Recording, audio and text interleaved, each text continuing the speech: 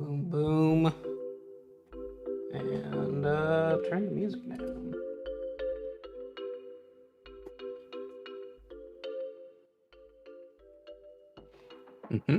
Hello. Everybody should be able to hear us now. Hello. Hello, chat. How are you doing today? We are live. We are doing it. Yeah, we are. It has been too long. it has been too long, chat. You're telling me, Jason. You're telling me.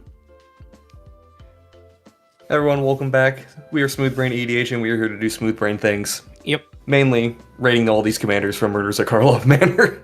Because the never-ending grind that WotC has established on us. Basically, beatings continue until morale improves. Morale is here. Morale is at least here at the moment. Alright. Do we want to just jump on in, Matt? Yep. Alright, let's just get right into it. Boom. Look at this nice visual tier list here. Wow. Wow. Wow. I'm glad we have this.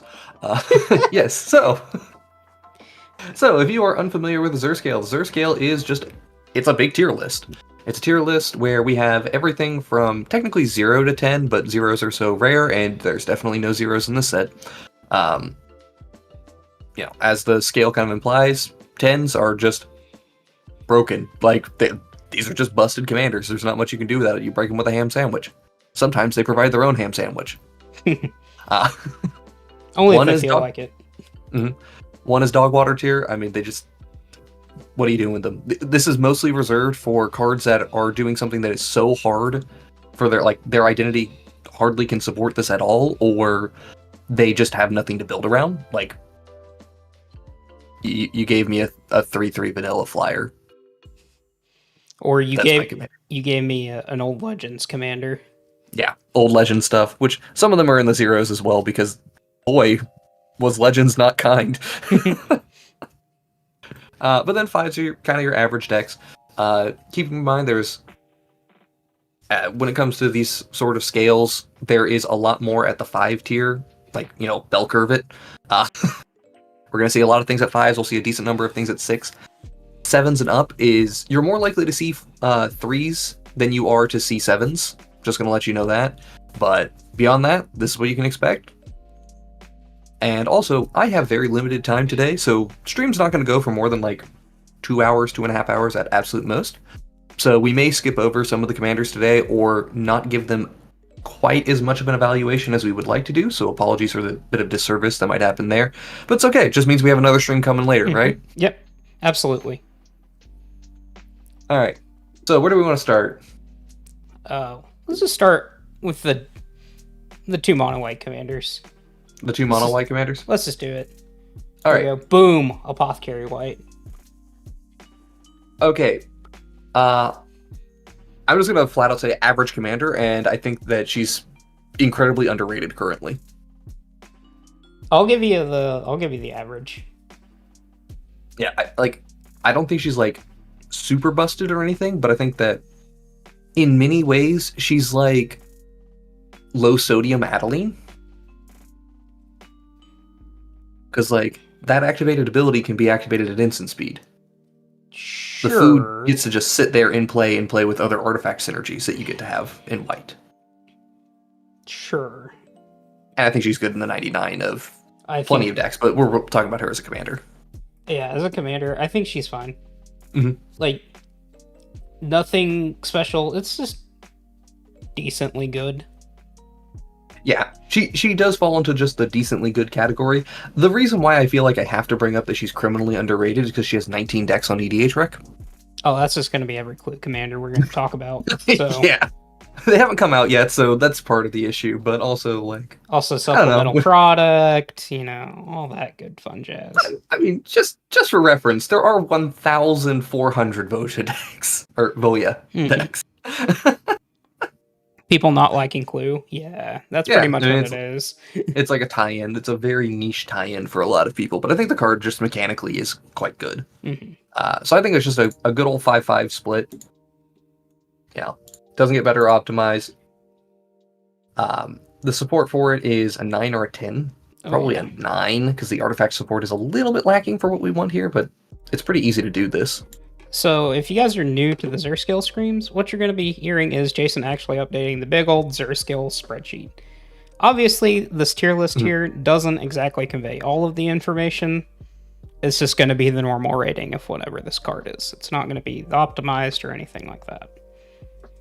So, yes. So that is worth noting that these are not, we're just going to be talking about the normal rating. There may be a optimized rating where, you know, things like CEDH starts coming into place. But for the most part, no. I don't think we have any of those in this set. If we do, they're completely under the radar. So. Oh, by the way, because we're on Apothecary White, right next to it is Owl the Dawn Sky, which we have as 5/5. I would like to change Owl to a 6/8. Yep, sounds good. Cool. Support's still a little bit lacking. That card does so much. It does a lot of things. It's a pretty powerful card in and of itself. Now, for the flexibility on this deck, as long as you're attacking and attacking multiple opponents, you're doing pretty good. You know, some tap and untap synergies. There's some restrictions. I think it's got pretty low flexibility overall, like a 3 or 4, but not the worst. It's like solid flexibility. And it is just the commander that's good here. Like, no, this is just on its own. It's doing good stuff. All right, Jason, we got a lot of commanders to get through. You ready for the next one? Yep. We on Delny? Delny. Our good old 3-mana 2/2 Panharmonicon. Okay, so real talk. This card is better on the 99 than it is as a commander. Agreed. That being said, this card as a commander is still quite solid. It is a very solid. It's a solid commander. It's at least a 6 for me. I don't know if it's better than a 6 though. I was gonna give it like a 6-7 split. You think 6-7? Because is there something in particular? Like, is there a combo or anything I'm not aware of? Or is it just kind of like... It's just the stronger your cards get, the better. Typically, the way this is going to be a mono-white control deck, right? So the better your cards get, the more optimized the list is, the significantly better this deck's going to get. True. So, I mean, in the optimized rating, we still have like the casual social construct. So like, you might play a few more stacks pieces, but you're not going to go hard into stacks. I don't know. I feel like this still just kind of falls into a 6 category, right? Like, it's good. Don't get me wrong. It's slightly above average. But, like, I don't know. Just looking at some of the other commanders, like Elish Norn, Grand Cenobites in there. Maybe... That's big. Maybe it's just me having to sit through a 2-hour game with this. That is fair. Having to sit through a 2-hour game with this plus a teleportation circle. Yeah, that was not fun, guys. Yeah, he built it in the blink style as opposed to the aggro style, which aggro is actually what I would expect to do with this commander. Like value combat. Oh, this is Cameron we're talking about. He ain't. It's true. He's not gonna build anything but blink. Let's be real here. True. Okay, then I don't know. I still feel like 6 is the right spot for it for now. I'll probably just give you the 6-7 split because I think there's a benefit of the doubt thing going on here. Well, she's definitely better than average. I can tell you that much. Oh yeah, I definitely think that's fair. Like, she is not busted. She was played against some commanders that were pretty damn good, and other commanders in the set are busted. Like, I'm gonna say pretty easy. I think there's at least a 9 that we get to talk about today. I was gonna lowball that one on Nate, but you know what? Because we know exactly what commander it is. Yeah, like I think that card. It don't take much. Spoilers, chat. It may or may not be in the thumbnail of the stream. I think Delny's got 10 out of 10 on support. Like, small creatures doing stuff that's easy in this color combination. And the flexibility is not bad. It's better than Apothecary White's requirement. I think it's about a 4, maybe a 5 on the flexibility. Probably a 5. You can still do things like equipment, because you still get your ETB that, it enters the battlefield, it does its ability, and then you can throw the equipment on it to swing and do whatever you want. So, like, you got options. You may miss out on some other triggers, but it's not that bad. Yeah. I also just like white weenie decks, personally, in my heart. Throwing back to my old standard playing days. They can be a very fun time. All right, next one. Do you want to go straight into multicolor because of limited time, or do we want to talk about some of the more interesting monocolored ones? I'm going straight into multicolor because of limited time. All right, let's go straight into the multicolor then. Who do you want to start with? We're starting with our good old friend here, Alquist Profit, Master Sleuth. He's a... I don't know how to... It's Proft. Okay. I am from the South, guys. We do not pronounce things correctly. We don't read here. Okay, real talk. I don't think this commander is good. I don't either. I think it's cute. It does Sphinx Rev things, Jason. Yeah. See, so here's my thing on Sphinx's Rev, right? Sphinx's Rev has been a below average card for a really long time now. It's okay, but it itself is below average, and we're jumping through extra hoops to Sphinx's Rev. Yeah. This is a 3 for me. Yeah, it's feeling like a 3 to me too. Like I just don't really see what we're doing. We're investing a lot of mana to draw some cards with some clues, and I don't know, maybe it's a 4, but it feels like a 3 to me. It's rough. 99 worthy? I don't even know if it's 99 worthy, honestly. Depending on the deck. Rough. It depends on the deck. Mm-hmm. Like if you're playing like Urza, the Azorius Urza, then this seems great in that. Yeah. But I'll also give it the credit of the fact that it has a 10 out of 10 on support. Like if you're doing blue-white artifact stuff with investigating, like great color combo to be there, right? And it's decently flexible because all it's asking you to do is play some clues. Mm-hmm. How you get those clues is up to you. You can play control, you can play just value town, but beyond that, you can't play aggro with this thing. You can't play much combo. Like I don't see the combo. I don't see the combo innately, especially because you have to tap him. If you didn't have to tap him, it'd be a little bit different. But well, it's also just white, blue is a hefty cost. Oh. Like it's pretty easy to like go near infinite and like draw your whole deck. Maybe you can do that once, but you're gonna have a hard time having the mana afterwards. So like, maybe I should just give this thing a 4 because it's more than likely that you are going to try to do something for that. It's just, I don't know. Even comparing it to Apothecary White feels bad to me. Yeah. All right, you heard it here first, guys. Jason just talked himself from a meh to a below average. Yeah. I'll give it that credit. All right. Do we go straight onto Ezreal then? Ezreal. All right, easy. He's a 2 or a 3. This mana cost of 1 white, blue is really high for such a very mid card. Yeah, therefore ETB, it becomes bad. Yeah, again, I can't see the combo. Maybe there's something in ETB making 2 artifacts where you can then result in a flicker somehow to keep going or doing something like that. The sack outlet costing a mana really sucks, like really badly. Mm-hmm.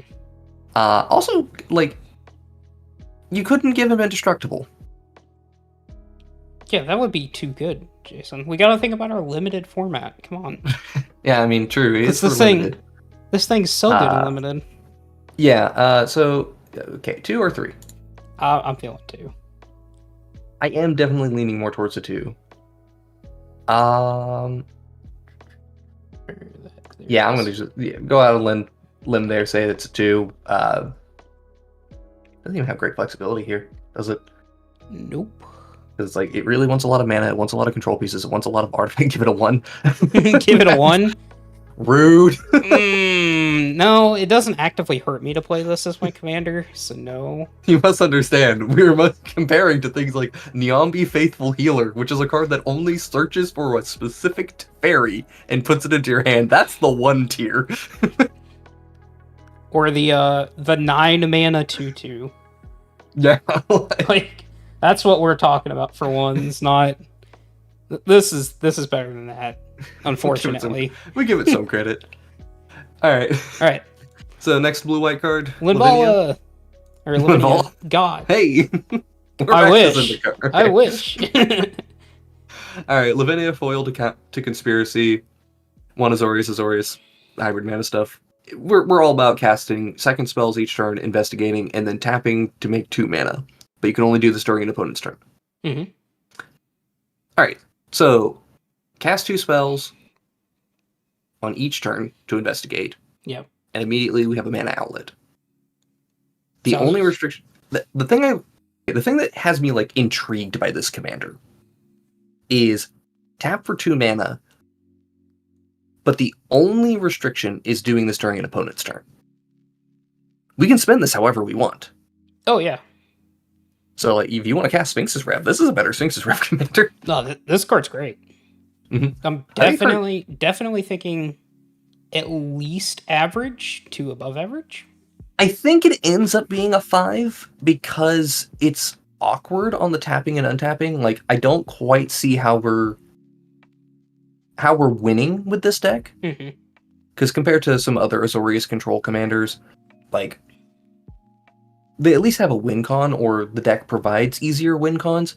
This one is kind of sitting there like, if you look at the card analysis on EDH Rec, what they're doing is they're doing a whole bunch of investigating with clues and then trying to kill you with like Junkwinder and Cyberdrive Awakener. Which, that is not a win con I'm particularly impressed by. That sounds like a great time to me as the resident Lannis player of SmoothBrainEDH, but that's just me, you know? Yeah. This is Oh yeah. I do like a lot of what this card is doing. I think it's very good at spinning its wheels, drawing cards, interacting with the opponent. It's just killing them is the hard thing. Yes. And I still fail to see how, like, I fail to see how we're winning. How we're actually winning the game. Well, that's the neat thing, Jason. We're playing blue-white. We're not. You don't. Yeah, so where does that put us then? I think that puts us at average because just the win con doesn't feel very good. Mm-hmm. Everything else about this card's great. Like, sincerely. Yeah, genuinely. I really like Lavinia. It's just... Yeah, we don't win the game that well. We don't win the game. If we we have a lot... We have a lot of new white flash creatures, though, so I'm very interested in seeing, like, if just a pure flash deck is the way to go with this commander at some point. Like, it might be. it's interesting. Flexibility, not good. Flexibility, quite bad. You got a 2, maybe a 3. I'll give you a benefit of that and say a 3 on the flexibility. Yep. Yeah, we do not have much to work with on the flexibility there. All right, Jason. You ready for it? Oh, yeah. Boom. Lazov. Oh, yeah, we have that guy. You almost how could you forget about my boy Lazov? Everyone forgot about Lazov. He was supposed to be dead. All right. So, 2 mana Dimir, 2/3. Whenever he attacks, exile a card from a graveyard, then investigate, and whenever you sacrifice a clue, you may have Lazov become a copy of a creature exiled with it until end of turn. Does not do anything immediately the turn it comes down, but it's a 2 mana commander. Like, we get some options. We got some options. There's still a lot of hoops to jump through for this thing to be good. Yes. We are asking for some pretty big things to happen. So, you only become the copy until end of turn, which is a little restrictive. Also worth noting that if Lazov gets removed, the thing that it, like, or if you flicker Lazov, like... Oh, it's perma-exiled? It's perma-exiled. These are 2 different objects, so it doesn't get to reference back to old things that it's already exiled. Yep. So, and again, we're restricting this behind sacrificing clues. Fortunately, generating clues is not that difficult to do in Dimir. The black cards don't help that much, but at least the blue cards do. Mm-hmm. Now, here's the adorable thing we do. We try to get Phage under here, right? Okay, yes. Of course. Like, that's like the true goal of this deck, right? Mm-hmm. How quickly can I Phage somebody? And because...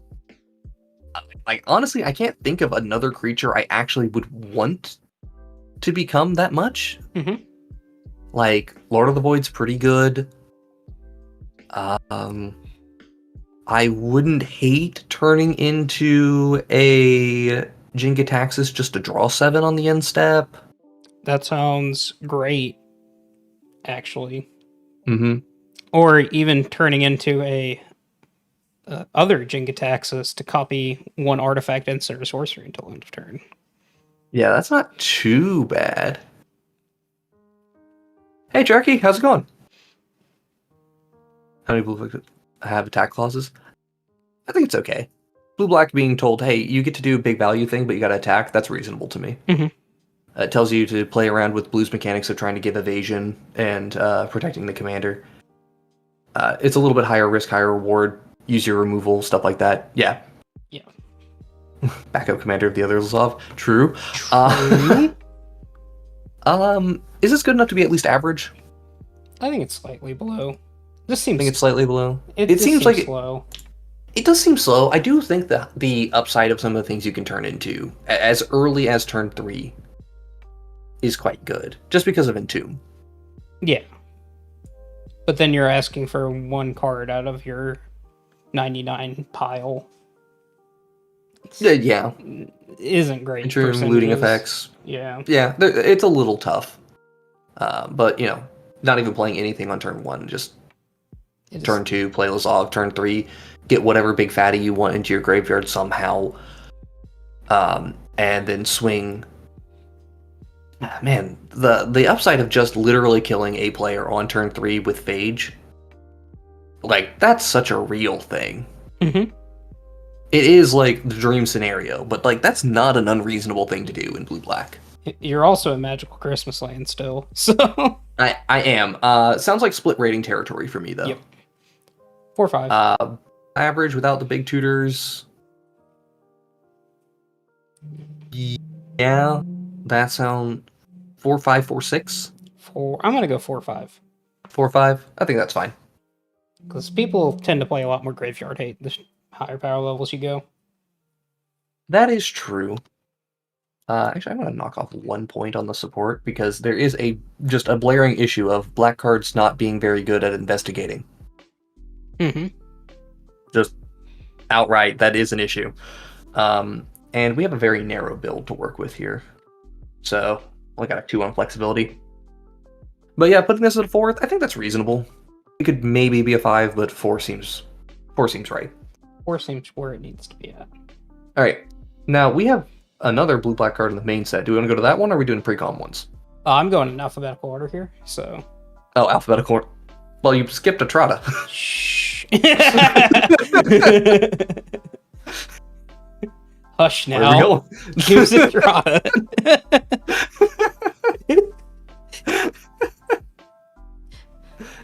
Hush. Hey, Wolf Spain.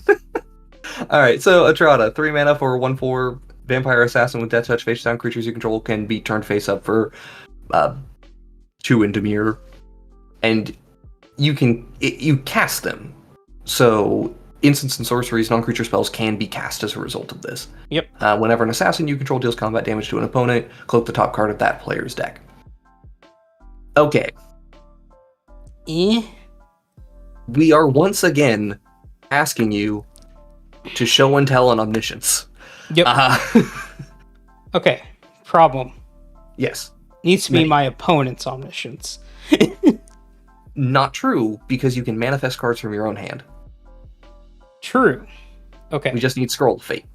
Right. So it's not particularly good. I think the bigger problem is how many assassins are we supposed to play again?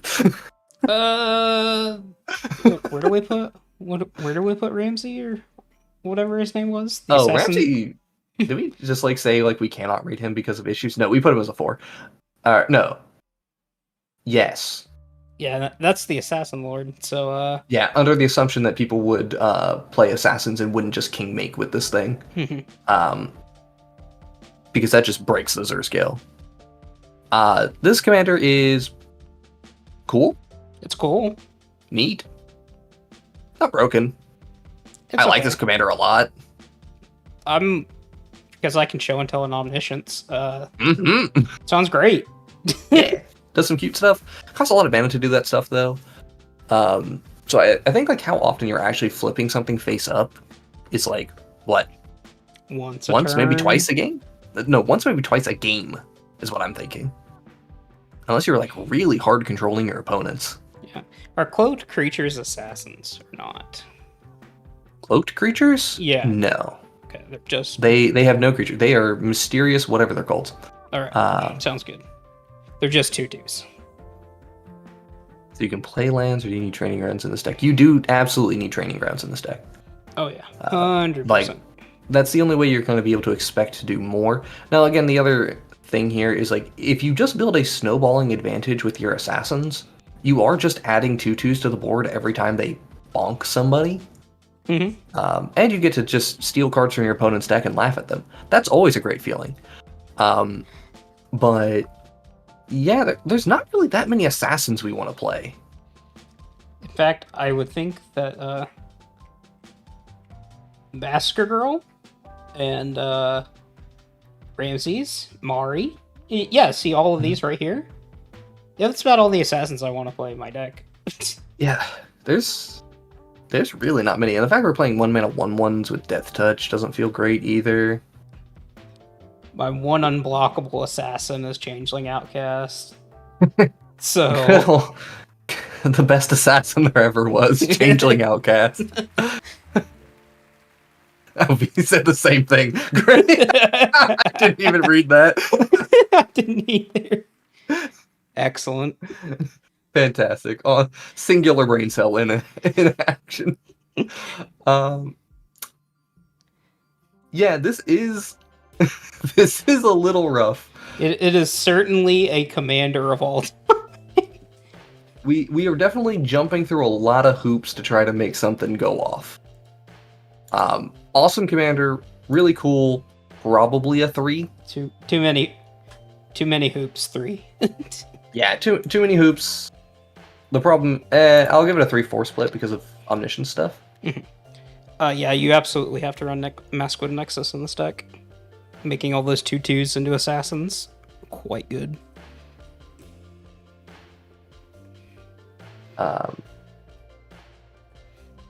So that needs to be a little wider. All right. Is she the better card of the deck? She is actually probably a 4. It's just the cards in the deck are bad. Cards in the deck are so bad. Like, it is rough, and there is one build. Mm-hmm.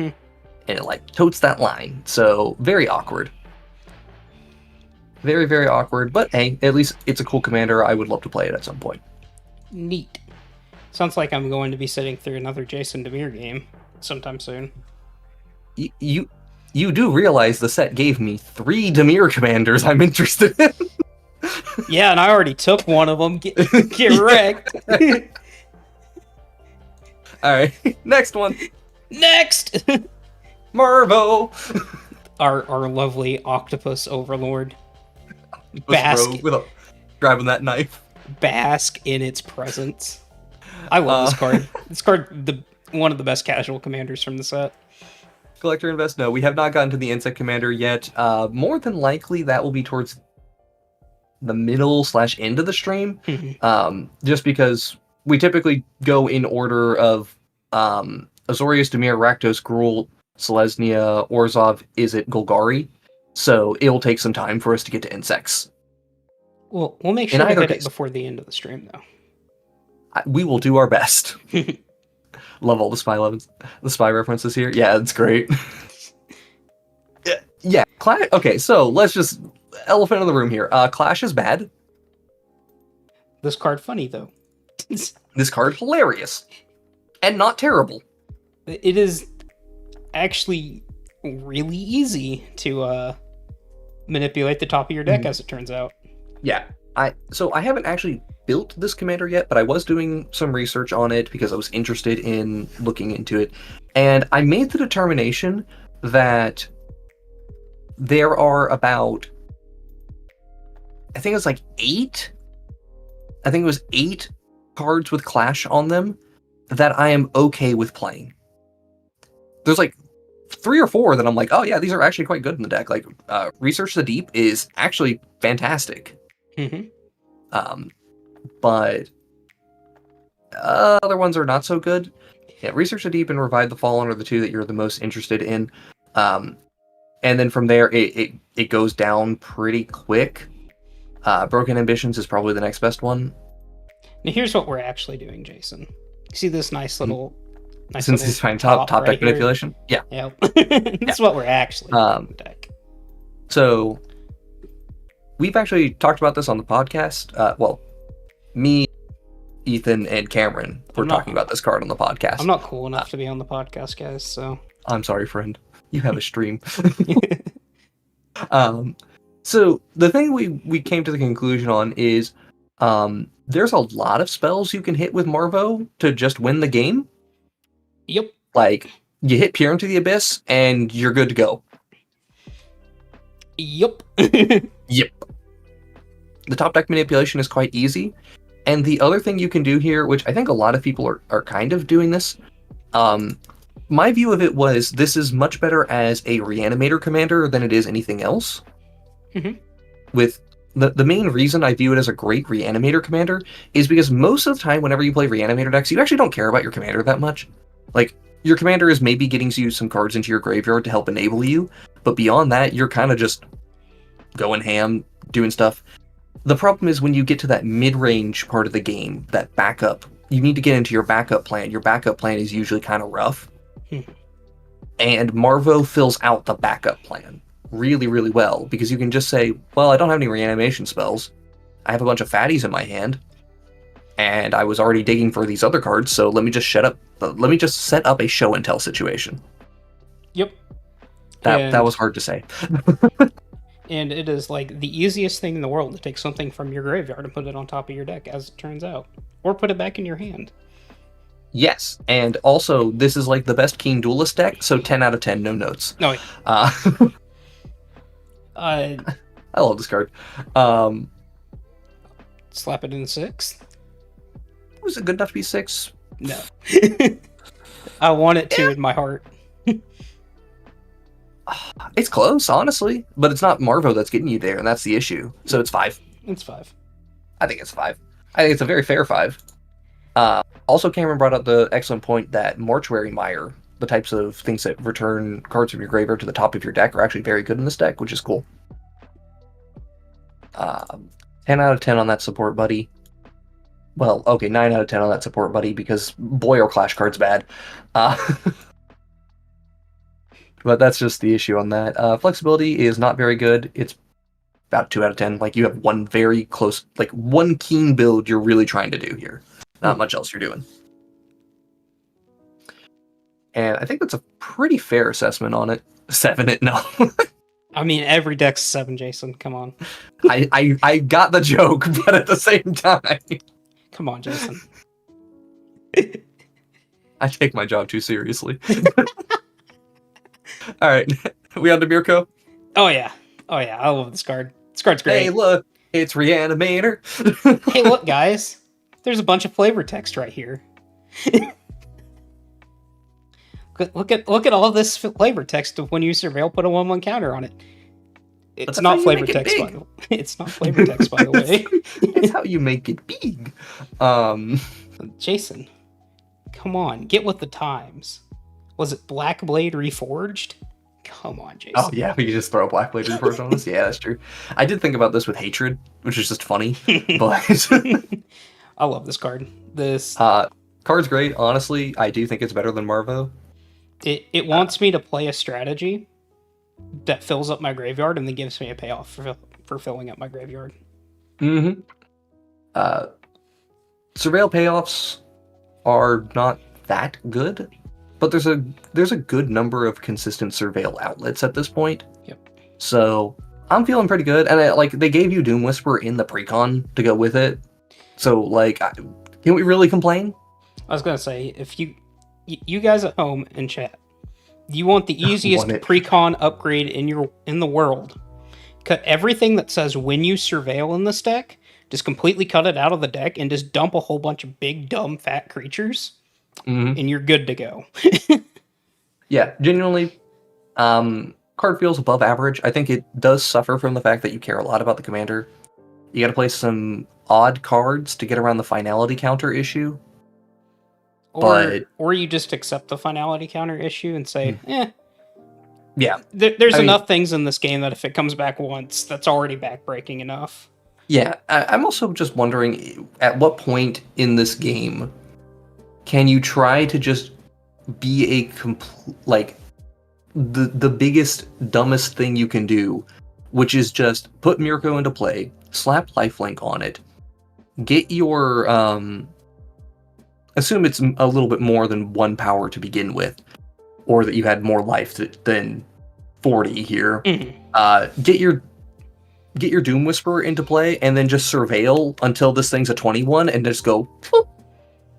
What, Jason? You weren't supposed to tell him how I'm playing a winning video that this is in. I'm wondering how real that plan is, though. I can say that I have already killed somebody with commander damage with Mirko. Ooh, that's hot. Yeah. So this card's the real deal, man. Flying and vigilance is so big too. Yeah. Wolfsbane, you are correct. They did change a lot of cards to have surveil. One of my favorite ones is I can't remember the name of that card now, but it's just a 1-mana instant that Otherworldly Gaze. Or no. Was it Otherworldly Gaze? Well, you have Consider. Whichever was the one where it's like they put it in the set. I think it was Otherworldly Gaze, where it's just like it functionally had Surveil 3 on it, but they hadn't made the errata change yet, so it had the full text, and then the next set they're like, okay, now here's it with the errata on it. Here's it with the Surveil text. Yeah. Good commander, feels very solid to me. I feel like a nice 6 on this one. I actually want to put it in the 7 just because it was so easy. Mm-hmm. Surveilling is so easy to do, and the cards are not bad enough to where it's actually a deterrent. That's fair. The surveilling multiple times was easy, so to get him out of range of some easy removal or force through attacks. Plus, you're in blue and black, which is just the god colors for reanimation. So that's true. It is 10 out of 10 on support. I will give it that with ease. I'll even give it a little bit more flexibility because it has more flexibility than Marvo, weirdly enough. Surely Think Tank is now goated with all the surveillance energies. Is it a split? I think it's a split. Because I definitely feel like one of the things I'm thinking about is Fierce Guardianship, for example. Like cards that make this deck much better. It gets a lot better with tutors. It gets a lot better with Fierce Guardianship. It gets better with a little bit of fast mana. 6/7 feels very, very reasonable to me. It makes sense why I want to go to 7 because you just named all the cards that I just auto default into putting into my precon upgrades. Fair enough. 6/7 feels good on par with Delny. I think that's honestly pretty fair. Although I do think Mirko is the better of the two commanders in the same tier. Oh yeah. Play Living End? No. No. Well, what is that card? That's a bad card. We don't talk about this here. Living Death. Thank you. All right, Jason. Judith? Second strongest commander in the set. Let's get it out of the way. Ooh, interesting. You think she's the second strongest? Yeah. I think she's good. That should tell you how not great the set, or not how not great I think the set is. Fair point. Oh man, that's interesting. Oh well, okay. So Judith Carnage Connoisseur, if you're not looking already, 3 mana or 5 mana in total in Rakdos colors for a human shaman. She's a 3/4, and whenever you cast an instant or sorcery, that spell either gains lifelink or death touch, or you make a 2/2 imp. That when it dies, it deals 2 damage to each opponent. Yeah, we don't care about that second ability. It gives all the spells lifelink and death touch. Well, okay, so I actually do care about that ability because Ethan was on a different train than me when he was building this deck, and I didn't think they were going to be very good. But those like 1 mana draw 2s in black. Oh, making 2/2s off of those is pretty great. Yeah, you immediately sacrifice the creature, draw 2 cards, and replace the creature, so you're at least net neutral. 1 mana draw. That Price of Progress is fucking disgusting, and I love it. Did we make 15 minutes? God, Price of Progress was beautiful. God, yeah. I love that the Price of Progress is a good card in this deck. No notes, 10 out of 10. No notes to that. No notes. 6 out of 10. Sounds good. I will give you that I do think this card is probably a 7. Yeah, easily. Yeah, I think the black is not adding. Okay, so this is one of those weird things, right? Black adds a lot, but does not add a lot to Spellslinger decks in the weirdest of ways. It adds all of the important things to Spellslinger decks, Jason, which are tutors. It adds mana. And mana. It adds mana. Tutors and mana sounds great. I don't know about you. Yeah, it's... The creature base of these decks is very... Like, looking at all the creatures that are played in these decks, I'm sitting there like, Those are awkward. Now, I don't think I would be playing... Yeah, I don't think I would play Torwaki the Younger in a Judith deck if I was building it. Super cool. I would play all of these creatures that I see right in high synergy. Also, Deer, Oxneal. Oh, here's interesting. I don't know how much I'd play of him, but I think it's very reasonable. Yeah, he's probably good enough just to do it. There's just a whole bunch of this other stuff that I just do not care about. Just give me my normal red Spellslinger stuff. Yeah, the thing I have issue with in Judith is if you play her the very mid-rangey, I'm just going to ping things, right? That deck is like super average. When you build her the Storm way, you are still including a lot of these, 1 mana deal 1 to everything effects, which is cool. 1 mana one-sided board wipes? Hell yeah. Love that. Sounds great. Yeah, like super cool synergies that you get to have. You're in Rakdos, you suck at protecting yourself. She's 5 mana before you can start doing your stuff, which is awkward. Very easy to interact with her on key turns, and then you just don't do anything. But when she does get going, like many Storm Commanders, she pops the fuck off. The other thing that I found a slight issue with her is you can build an army all right, but actually killing your opponents is still a little awkward. It's kind of like doing an Empty the Warrens for like, I made 10 goblins. Is this enough to kill my opponent? In 1v1, yes. In Commander, that'll be a little rough. If you get 10 of them, like that's still 20 damage to your opponents just from them dying. So I have a Krinko in my deck for those 10?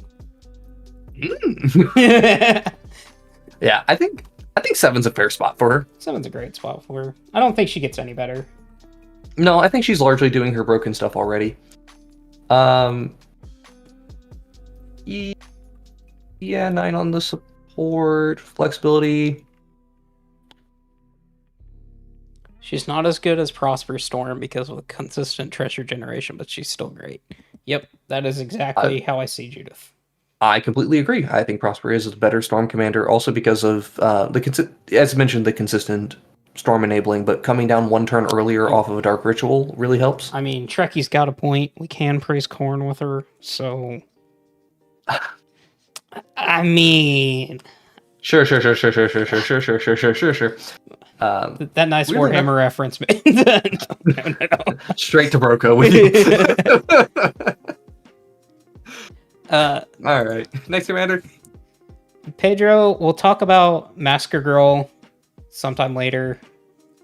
I don't know if we're getting to her today. Jason's kind of short on time. Yeah, I'm very short on time because I have something early tomorrow morning that I have to do. So I have once I am done with this stream, I am straight to bed. Yep. So apologies. We will end up skipping a decent number of commanders. We're going to get through as many of them as we can, though, and the multicolored ones are a little more fun than most of the monocolored ones.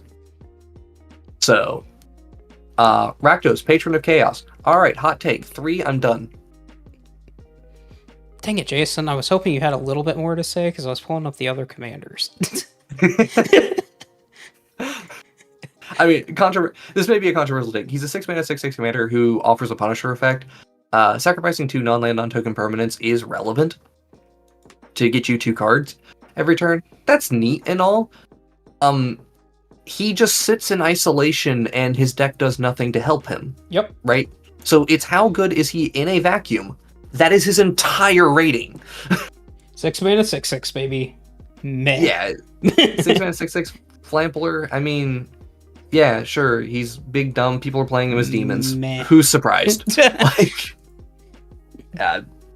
he falls very firmly in the honorable ranks of a 3, making him not the worst Rakdos there is. It makes him the second best Rakdos, because Rakdos cards are terrible. The only good one is Lord of Riots in that. And he's still a 4. And he's still a 4. All the work you have to go through for that thing.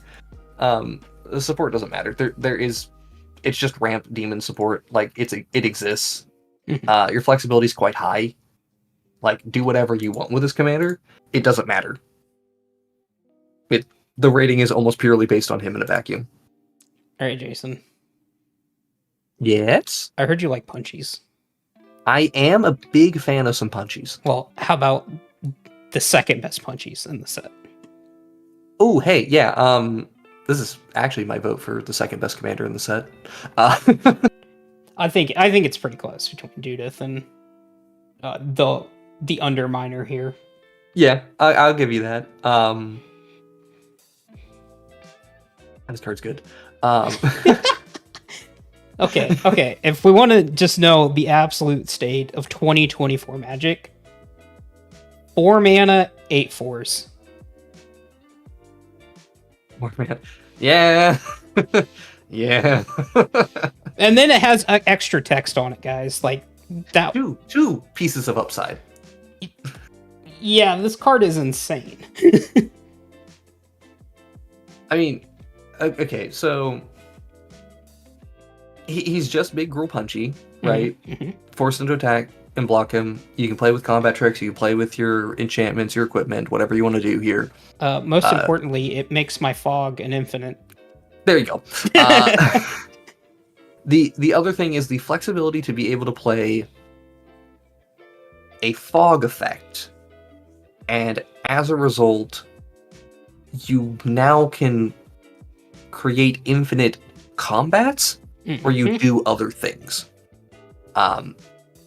Now that's a little bit of a weird build, but I don't think it's hard to do that, because you just need attacks triggers or combat, or no combat damage triggers, but you just need triggers that happen in combat, which is very reasonable.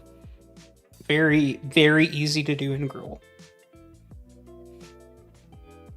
Not a 6/6 trample and dinosaur synergies. True. I didn't think about that. 8. Yes. Also, when they brought up the thing, I looked at Atali very quickly. We have Atali as a 7/8 currently. I think we can bump that to an 8/9. Yeah. I think Atali's just good. That card. Yeah, and insane. I think Anthrax, even if you... I'm not even convinced that the fog is 100% the best thing you could be doing, the fog combo stuff. I just think Anthrax just that good. I don't know what Robbo showed us for the Patron deck list. It was kind of just good. Yeah, it's just good. You don't have to put a ton of thought into how you build this Anthrax deck for it to just function. So, solid commander. Why no one tell me you're like, I pinged the Discord. If you don't have the streams roll, that's not my fault. Yeah, extremely strong commander. We good to go to the next one? Okay, he's ready for the resident sleeper block of the Zur Scale. Also, yes, Obscuring Haze is better than Fog specifically, but the important thing is Fog. Yaris. Roar of the Old Gods. 4 mana Gruul commander. Centaur Druid. God, I'm just happy we have a new Centaur. Other creatures you control have haste. Whenever one or more face-down creatures you control deal combat damage to a player, draw a card. And whenever a face-down creature you control dies, return to the battlefield face down under its owner's control if it's a permanent card, then turn it face up. Okay, so immediate question is, how many people are putting in Ash Cloud Phoenix and going infinite with this? 90% of got us, it. yes. All right, we don't need to make 2 different ratings. All right, quite good. Very solid card. Solid commander. The Ash Cloud Phoenix stuff is very interesting. Tutors make a big difference. You don't get a ton of tutors, but you're just tutoring creatures. So hey, I think he falls in the average category. I don't think he's above average. Even with this infinite combo that you can do, you are still asking me to play with face down creatures, which is just, boy, do you want to hamstring me? Ooh, you're still asking me to play with 2/2s.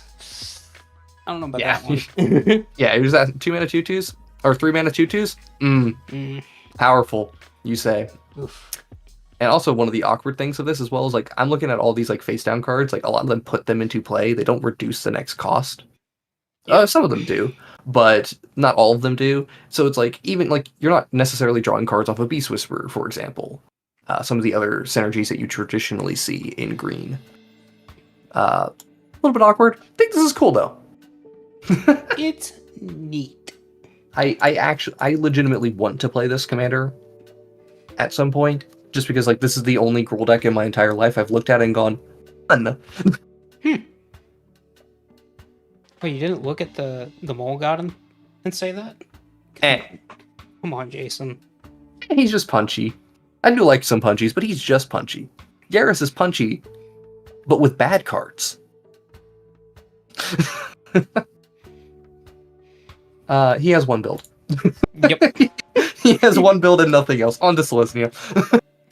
Alright. More boring commanders.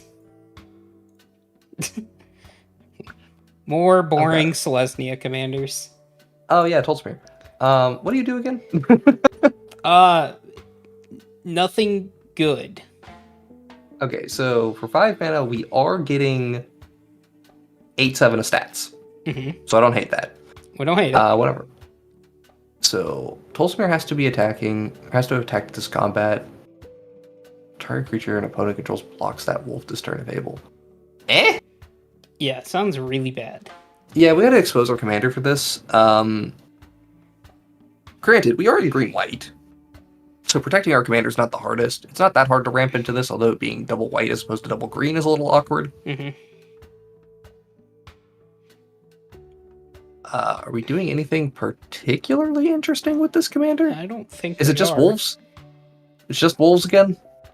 Let's see. Oh, it's 15 decks. Yeah, it's just wolves. Oh, wolves. I mean, that's fine. It's not great. Okay. It feels like 3 to 4 territory for me. I'm gonna give it the 3 more than anything. Yeah, I mean, it is just playing Watch Wolf, so... like, legit, is there other things that we want to be doing with this commander? I'm trying to think if there's any, like, interesting things that wolves do, aside from the very rare young wolf undying thing. We are just playing bad cards, right? Like, I'm not missing anything. We are just playing bad cards. Yeah.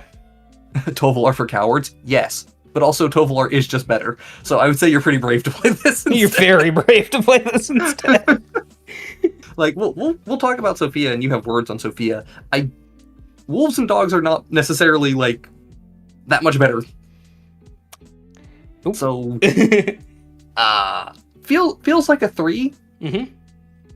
Moving on. The deck feels like a 3. I think, so small weird thing that I'm going to do. I do think that Tolsimir itself is a decently powerful card. It's just the deck is holding it back that badly. Huh. Jason, stealing my analysis for later, I see. Yeah. It's really rough. So I think it's a 3 as a commander overall, although the power level of the individual card is a 4. Also, what is up with creatures entering the battlefield and making legendary animals that accompany them? Can't make some non-legendary ones, huh? I don't know. Can't let me flicker? No. This is also an awkward thing. You kill Voya and then you just have nothing. Alright. We got to Tristani. Hippie guild leader time. Yeah. I like this ability. Double Strike? Yeah. I like this ability. Yeah. I like all of the things this... Fine.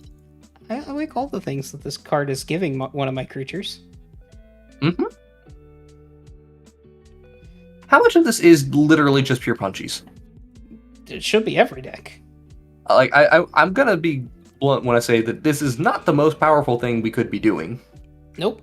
What are we doing exactly? We're punching face. I see a Finn the Fangbearer for... Okay, so are we building around specific keywords? Are we playing keyword soup? I think What are we actually doing? I think we're punching face, Jason. We are just trying to give double strike to as many weird things as possible, investing a lot of mana in the process. No innate card advantage is awkward, but, green helps. Yeah. 3?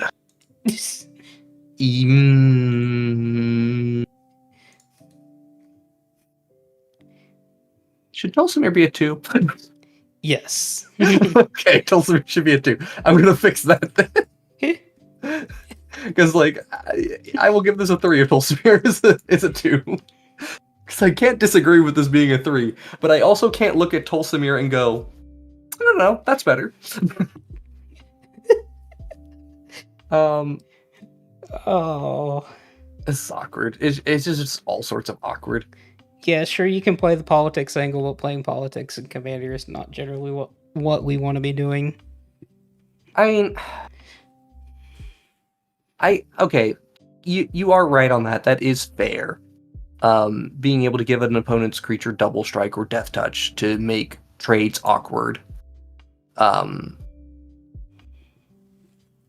Generally speaking, that will work out positively for you as opposed to negatively.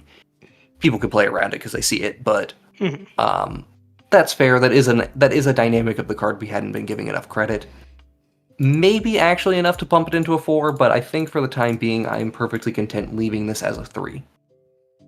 I think it's for sure just a 3. She's doing his trample deck. I mean, that's fair. You could just build this as a trample deck because all of those keywords work pretty well with trample. Mm-hmm. Yeah, I don't know. She's awkward. If I'm looking to play Zedger, I'm playing politics. True. I mean, true. Yeah, 3 feels okay. All right. Date that a Tolly thing. Yes, I gave it the right date. Cool. Teysa. One of the best arts in the set. Really? No. Okay. I'm like, No. I mean, 3 mana. Okay, so 3 mana commander, 2/3 human advisor, death touch at the beginning of your end step. Investigate for each opponent who lost life this turn. Whenever a clue you control is put into a graveyard from the battlefield, you make a 1/1 black and white spirit. Activate this only once a turn, or trigger this only once each turn. The once each turn clause is actually pretty detrimental here because we maybe could do some fun Bartolome things to make a spirit army out of nowhere, but now it's real hard to do that. Spoiler, she's dead. No. Call surprise witness. Hey, look. One of the better high synergy cards in Bartolome del Presidio. It's almost like that's a 9 on our Zur Scale or something. Yeah. And still underplayed as a commander. Right? Seriously, Bartolome's great. God, I love that card. I do love seeing Thalisa, I don't know how you pronounce her name. Love that card. I don't know how great she actually is, but I love her.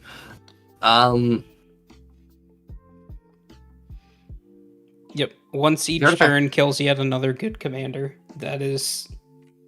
Yeah. I mean, honestly, she would be average even if she was just, didn't have to worry about the once a turn thing. She would just be average. Yeah, but because she's got the once per turn clause, that automatically makes her at least below average. She's definitely below average. I'm debating whether or not she's a 3. I think she's maybe our other 3s. She's got enough going on to compete with Alquist, so I think she's a reasonable 4. Looking at some of the other 4s like Shadrick Silverquill, who's honestly maybe a 5. We got Varix as a 4. We've got Fleece as a 4. We've got Killian as a 4. Yeah, I think I think 4 is a reasonable spot for her. See, Kelvin, that's why I call Bartolome, and the in-joke is the president of the Barto Club. Mm-hmm. So... Presidente. Yeah, I'm not even going to pronounce anymore Spanish.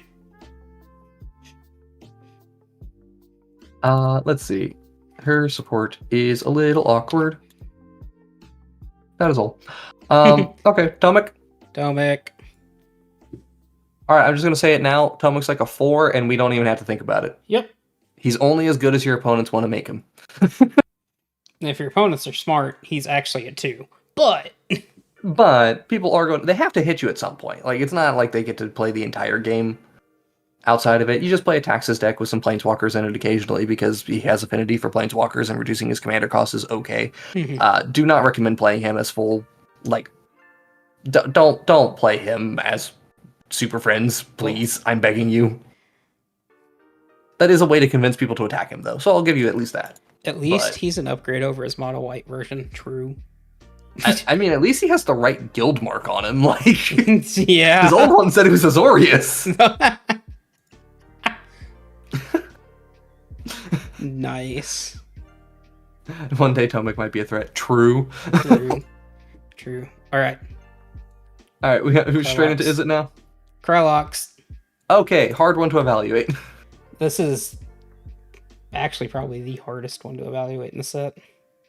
All right, do you have your number in your head of what you think he's at? Because I think I might have a hot take. I don't know if it's actually a hot take, but I feel like it's a little hot based on the discourse around this thing. Okay. All right, 3, 2, 1, 6. 4. I think he's actually above average.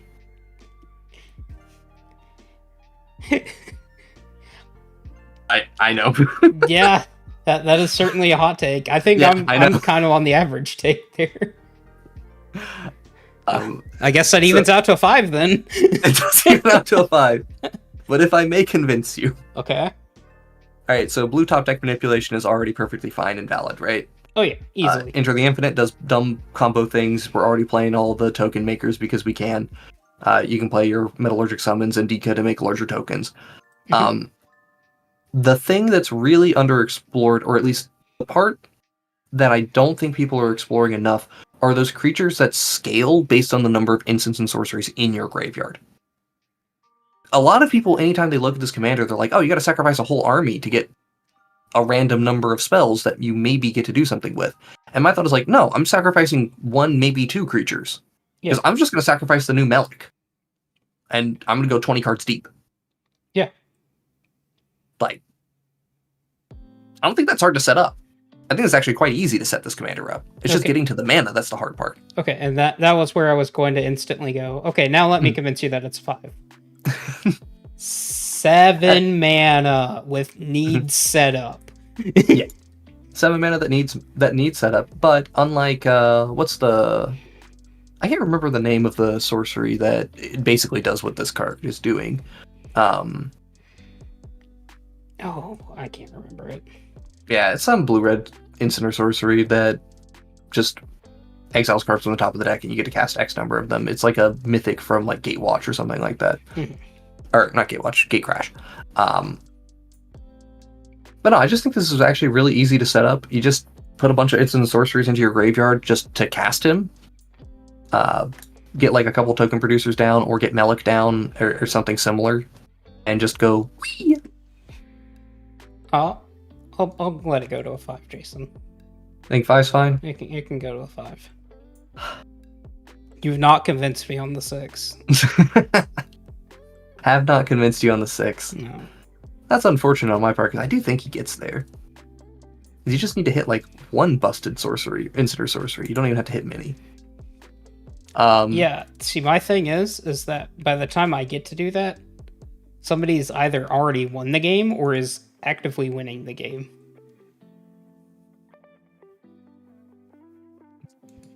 All right, that's fine. Like, I look at higher power tables. I agree with you, but at lower power tables, where I think this is perfectly reasonable still. yeah, and that's why I'm giving it a 5. Fair enough then. All right, he's got like 1 build, so not much flexibility. Speaking of other card, Melik. Boom, Melik. Okay, perhaps another hot take. I don't think this card is actually bad. I don't either. I think, like, I don't think he's busted. I think he's a 5. Yeah. I think he's worse than Kylox, personally, but... I would agree with that. That is not an argument for having Kylox too low. Damn it. I tried.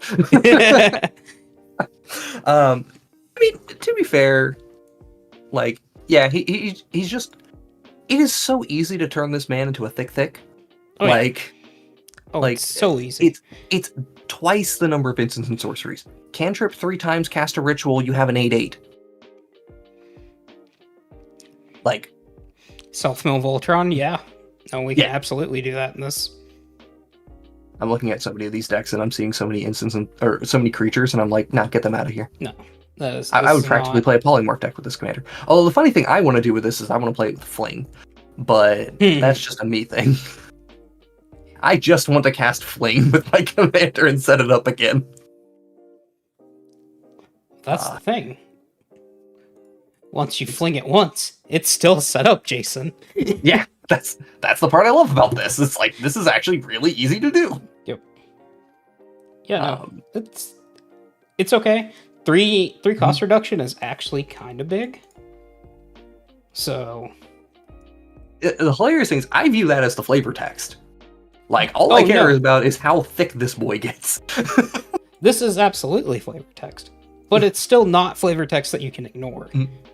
Oh, Ethan brought up an excellent point during the podcast that you can cast Fact or Fiction for 1 mana. That's hot. That is very hot. Because that piles into your graveyard, and I fucking love that. Yeah, no. 5-0 me, I'll take the 0. Yeah, I'll take the 0. That sounds great. Yeah, give me. Alright. Now we get to go on to our good bug commander. Who wanted the bug commander again?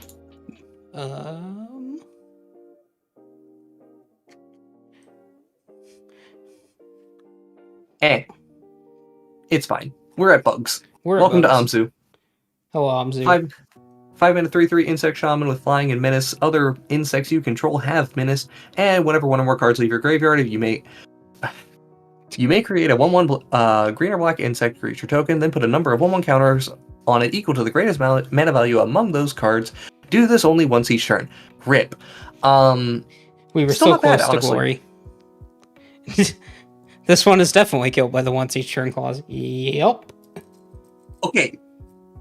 But hold on for a second. Can I introduce you to my friend Tortured Existence? Okay. You have me intrigued, Jason. Put some big dum-dum into your graveyard. Like, I don't care what creature you... Like, as long as it's like a 5 or a 6 cost at least, right? Tortured Existence is 1 mana once a turn. You get to make a now 6/6 or 7/7 insect token. Right? Golgari Grave Troll, how this works with Dredge is very, very reasonable. How this interacts with Shuffle Titans and Worldspine Worm, like, I never need to cast those things, I just get to do this. And on top of that, other cool thing is Reanimator, just plain old Reanimator. Reanimate your dumb 8/8, your 8 mana creature, I don't care what you choose, Razaketh, Villas, whatever. That's going to make a 9/9 token that goes with it. Yeah. And now you've produced 17 power on 1 reanimation spell. Yep, Jason. But it's bugs. Think of the amount of ham that we could have had it not had this horrible line of text.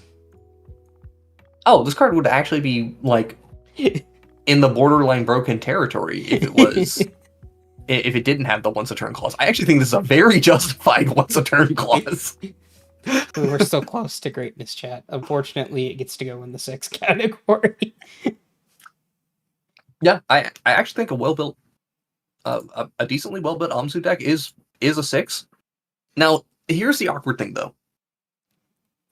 We do need to address the fact that the majority of these decks are just bug decks.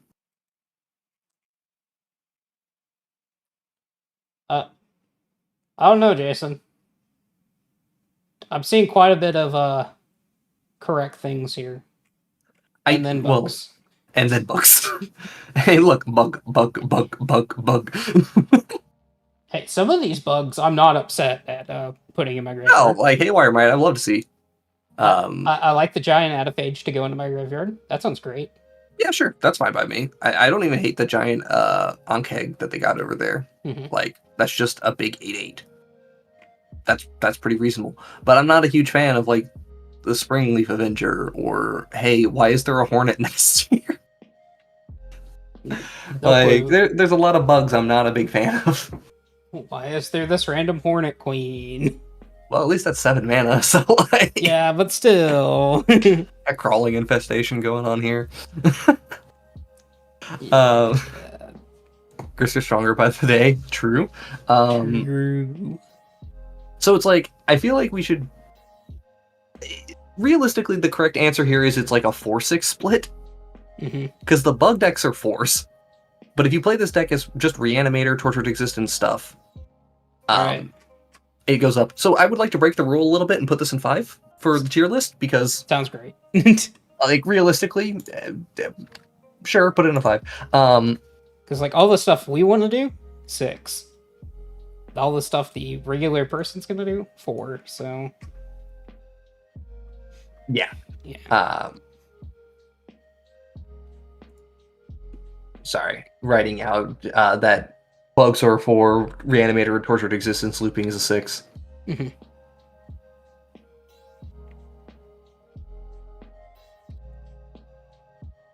And, like, it's pretty easy to just say, like, pretty definitively as well. I'm also going to give it the credit and say that Amzu is actually, like, strong. Amzu itself is a 5. The support is a 10, kind of. Yeah. It's a 10, kind of, then it has 2, like, very niche decks that it needs to swap between. But then it does some really powerful stuff, actually, when you build it correctly. Cameron's already committed to playing it as bugs, though, so you will see. You will probably see bugs on the commander. You're going to see bugs on the channel. Alright. We could go to our good friend Izoni here. Or Izoni. Yeah, so I don't know why it's a hard I, but sure. we're like 2 mana short of greatness here. 2 extra mana short of greatness. I honestly, if this was a 5-drop versus a 6-drop, I'd be much more happy with it as 5. I don't even need it to be a 4. 4 would have been insane. I played with this card in limited, and it was obviously cracked and limited, but... Alright, so the big question I have here, sacrificing 4 tokens, do we just win with Pitiless Plunder and Peregrine Took? I feel like the answer is yes. Yes. Cool. What do we need from there? Anything that makes tokens? Or cares about when tokens die, and etc., etc.? Oh, we just put a Chatterfang in the deck. Chatterdad does help a lot. We put a Sir Conrad in the deck. There you go, Sir Jason. Conrad. Yeah, like, this feels very easy to actually just win the game. Well, once again, like I said, we're 2 mana short, or 2 mana extra of greatness. Yeah. Does take a bit of setup, but you are just playing green-black mid-range graveyard stuff still, so, like, you know, it can only be so bad. It can only be an average deck. Like, green-black graveyard mid-range? Honestly, with how the pieces interact, is this maybe a 6? Probably is. I'm not convinced on it. Just saying. I'm just theorizing that. Maybe. Yeah. Maybe. It's a big maybe, though. Yeah, I will say the collect evidence 4 is so fucking easy. Oh, yeah. Like that is so easy to trigger. You will be getting 2 tokens every time this thing attacks, and it has Menace. So it is not unreasonable to get in there with this commander a couple times. The first time you cast her, you will probably make 4 tokens on her, or get 2 activation triggers of her ability. Plus, then you get to activate to do the Surveil 2, Draw 2. It's interesting. It's neat. I think it's still a 5. Yeah, I'm feeling the 5. She feels pretty average to me, which is not bad. It's not a bad thing. She's close. I want to keep my eye on her.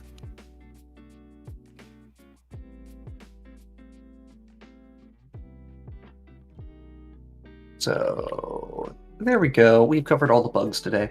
All right, you ready for our resident Boros Voltron commander of the set? Oh god, we have so much Boros together. We have 5 Boros decks, don't we? Yup. Okay. Resident Boros Voltron, Jason. I mean, he's got double strike already. That's nice. That's already Do you good. make it so he's harder to block? Yeah. I don't hate him. I don't think he's... If you're playing him at aggro, you're not playing him as... like, he's not removing things very consistently, and I would not bother trying to play him down the flicker route, because, like, trying to flicker him to get his ability twice just doesn't seem worth it to me. Yeah. I'm feeling a 4. 4, move on. Or is it a 3, move on? Probably still a 4. Oh god, why are people playing the flicker route? God damn it, I said don't do this! Oh, he only has 7 decks? What the hell? Okay, that tells me all we need to know. 4 it is. Or it is. Play the other Aggress. I think the other Aggress is actually just better. In limited, he's a house. True, Gutty. True. Oh, this card's fucking obnoxious in limited. This card is near unbeatable in limited. Yeah, Like, this is our resident 4-mana unbeatable card in limited. Yeah, like actual like really good card, but and Commander is not limited. Hence why Izoni's not a 10. Izoni. I need to say her name correctly. Boop, boop, boop. All right, Aurelia. Aurelia. Okay, above average commander. Above average. Yep, definitely above average. 6? 6 or 7. Feeling 6. I'm going 6. I like 6. This card is very easy. Very, very easy to make good. Mm-hmm. Yep, works well with goat stuff, works well with just attacking on her own. I really wanted to play this instead of I got talked into dogs, guys. Mm-hmm. I wanted to play this Aurelia into that pod just to laugh at everybody at how much I was actually doing based on them doing things. True. That would have been funny, but also we would have had a game that ended on like turn 4.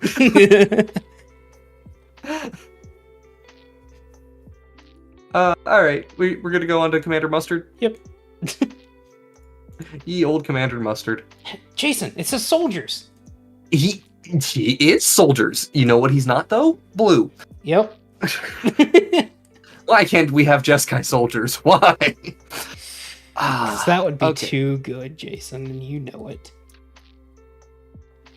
All right, Honestly, though. do we give our what was it, Harbin? Do we give our Harbin rating to this guy too? No, because this is better than Harbin. Oh, exactly. That is true. This is better than Harbin. Like, it's not that much better than Harbin, but it's better than Harbin. Like Harbin, we only have the 3. This is a 4 at least. Yeah, I was leaning towards 5 maybe. I think there's enough good soldiers that you can do stuff. Like it is just punchies with the soldiers. Still funny to me that he doesn't give himself trample, or he himself does not have trample. Like I can understand not giving him haste, but giving him. Well, Jason, he's the It's weird to me. commander. He's not supposed to be attacking.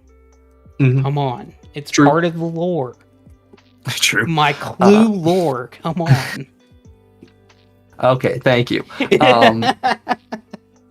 Red soldiers are definitely better than blue soldiers, and red gives you a much better combat support, like easy.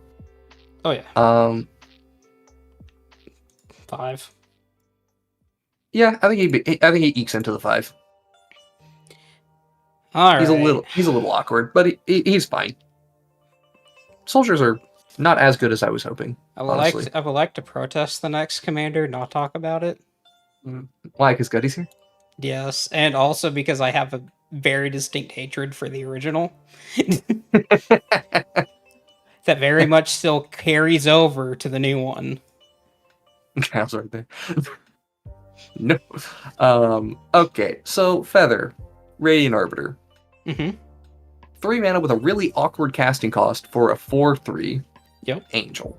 Flying Lifelink. She has keywords this time, Jason. I think that Lifelink is really relevant and people are underplaying it. Just gonna say that.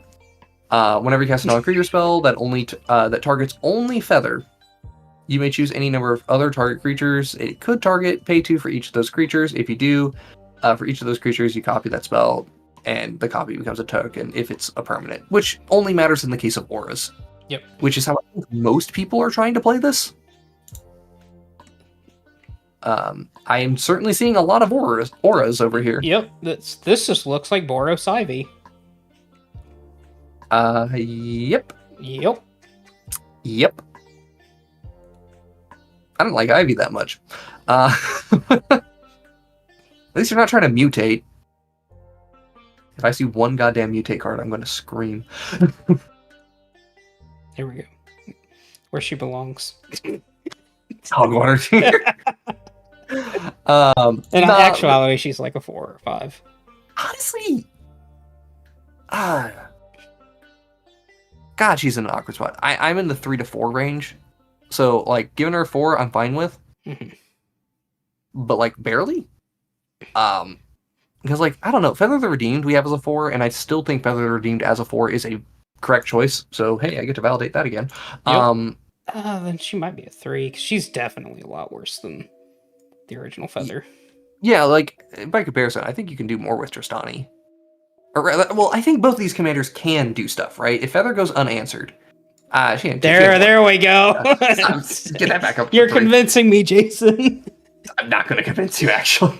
I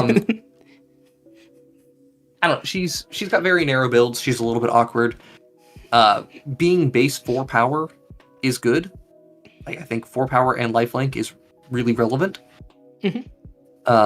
Casting cost is again really awkward. That's the same casting cost as other Feather, right? Yes. Actually, I think she red, white in the original. No, she was red, white. Yeah. We should just ask the resident Feather player in the chat. You love that art though. True. She has great art. I do really like the art. Same cost. There we go. Yeah, I just feel like she's a 3. Mm-hmm. Like I can't get over the awkward casting cost. It's a good flyer that we're functionally never going to copy any of our spells. We're just going to dump big things onto her, and we're playing auras, so a little bit awkward. But base 4 power helps a lot because I only have to double her power so many times before you're dead, or give her +3 to get her into the 7 range so that she's a 3-shot. She's awkward. She is the direct definition of meh. Meh indeed. Simic time for more meh. Oh no, we still have one more Boros commander, Jason. We do? We do. Oh, we have the face commander of the precon. Oh, that's the most forgettable one. Exactly. That's why we're gonna give it a 3 or a 4 and call it a day. Okay, hold on. Whenever one or more creatures an opponent controls deals combat damage to one or more of your opponents, if you and the controller of those... Okay, you and the controller just draw those. Draw a card. So you are going to draw a lot of cards one way or another with this commander. Mm-hmm. Is this better than Naali for drawing random amounts of cards just by playing a tokens aggro deck? No. Yeah, it is a politics commander for sure, which... so you're aware here, it does not improve their rating. It actually detriments the rating with me and Jason doing Zur Scale. Oftentimes, yeah. If you have to play politics to make your commander good, we have a hard time. Which this is not quite there, because it is a card draw incentive. But... Yeah. See, I want to play a Boros Goad deck, and I'm probably going to try out this commander at some point, because I just want to try out the new Goad stuff. But this specific commander feels fairly meh. This is worse than the all-will-be-one token stack. Like when a token deals damage and they have double strike. Yeah. Pseudo card draw. Yeah, and we put Naali as a 6, so like Naali's a genuinely just fine commander, and I think that rating is still justified. So haha, I get to validate again, baby. Boom. 4 and call it good. 4 and call it good.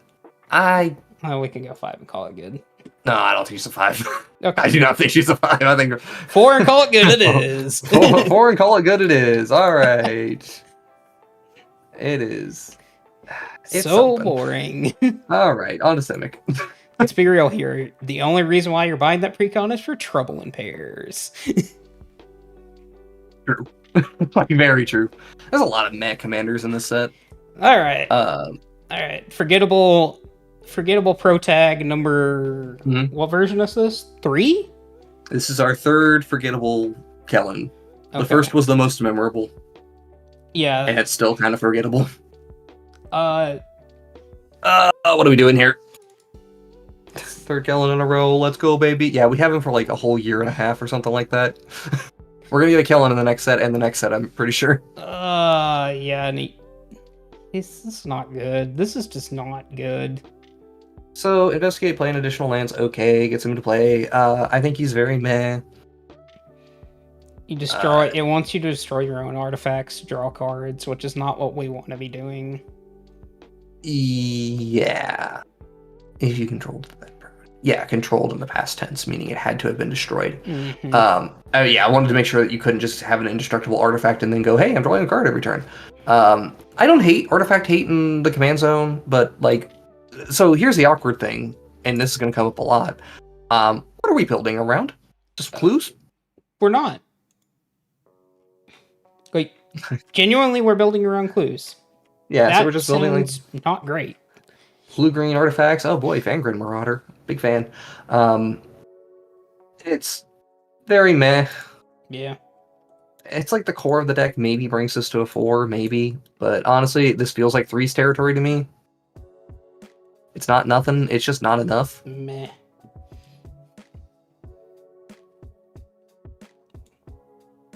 There we go.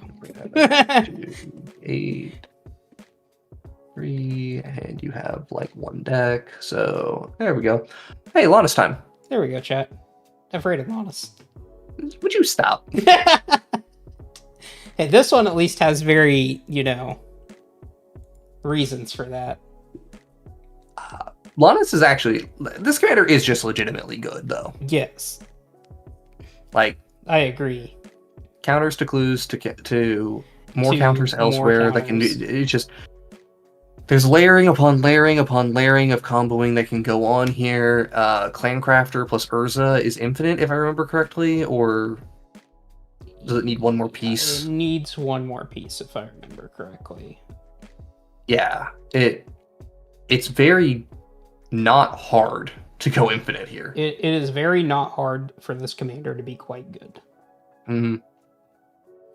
I think this is immediately minimum a 6 for me, leaning towards 7. I'm gonna give it the 7, as much as I hate it. Also, while we're here, the old Lannis we have as a 7. Has he improved enough to be an 8? Ye old Lannis is better than this Lannis, so... Is it because he's improved recently, or just because mechanically he is just better? Mechanically, it's just better. Okay, I think it's more on the improved side of things, but I will accept that. Yep, have 10 on your support, buddy. This is pretty easy for you. I will say this: I think old Lannis is easier to win out of nowhere with. As surprising as that sounds, like this at least requires setup.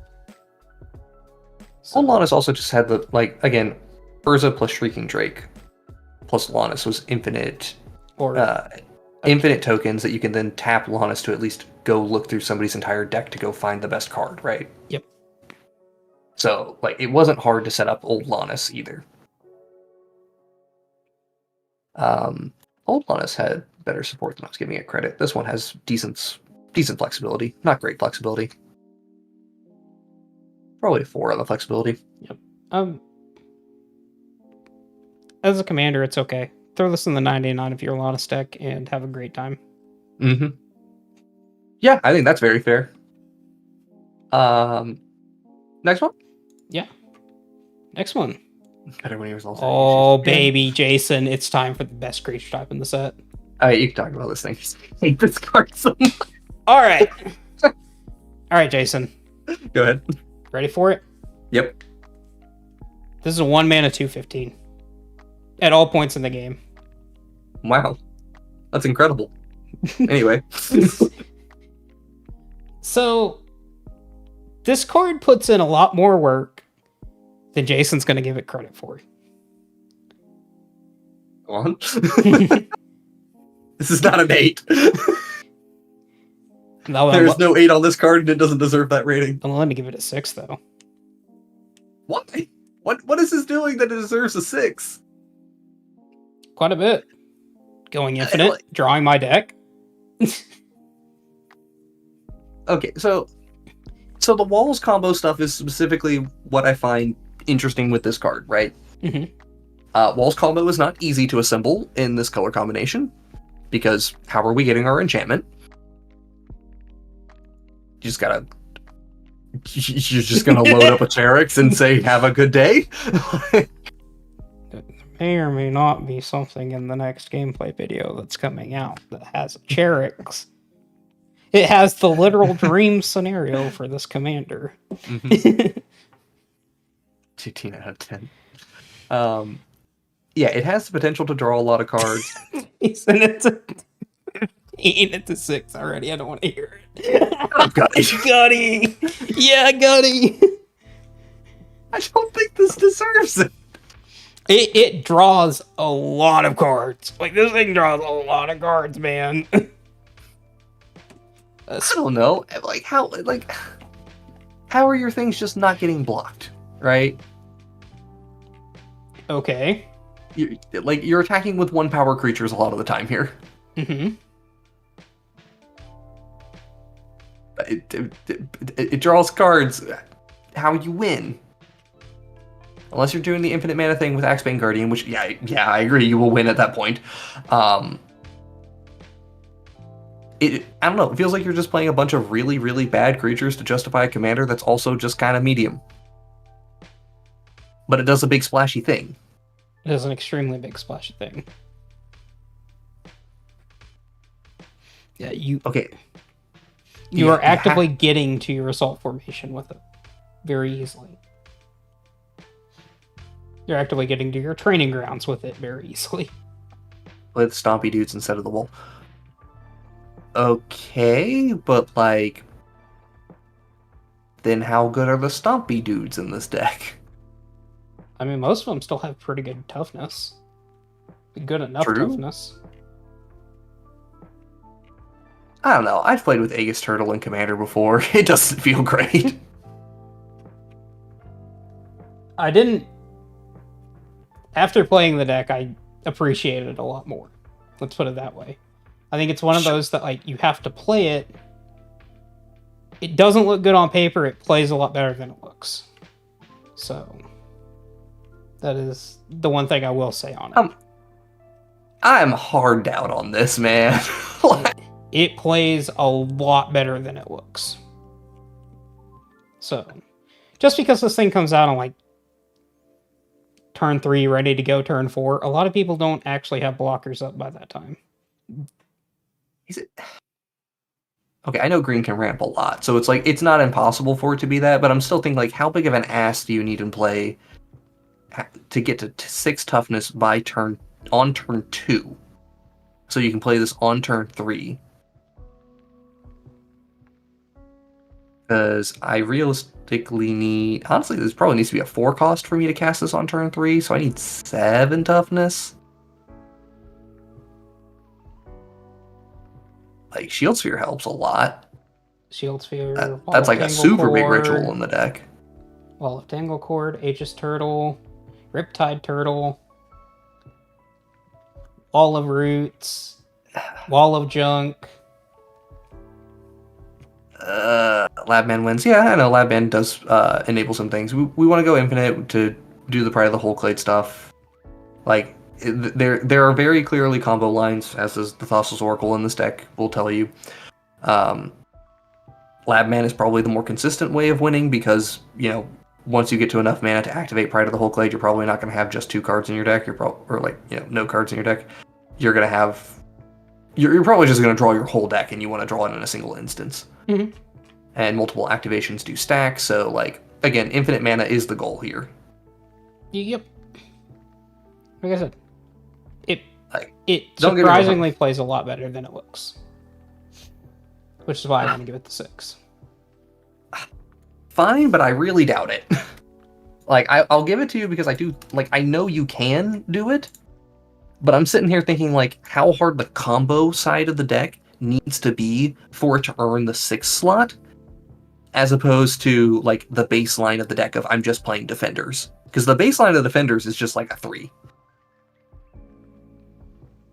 Like, if I don't see Axebane Guardian plus Penim's Aura and whatever it's called in the deck, plus a Labman and a Born Upon the Wind in the deck, like, I'm not feeling it, Chief. So, I also think people are building this completely wrong too. I mean, I'm seeing a lot of CDH attempts at this, which is, like, funny, but not correct. I do like the Meekstone. I appreciate the Meekstone. I actually really like this as a Voltron deck. Voltron. Not sure, because, like, it's mana intensive again. 4 mana draw 15, though, is always a nice reward for what you're doing, so. Mm-hmm. It just feels super awkward to me.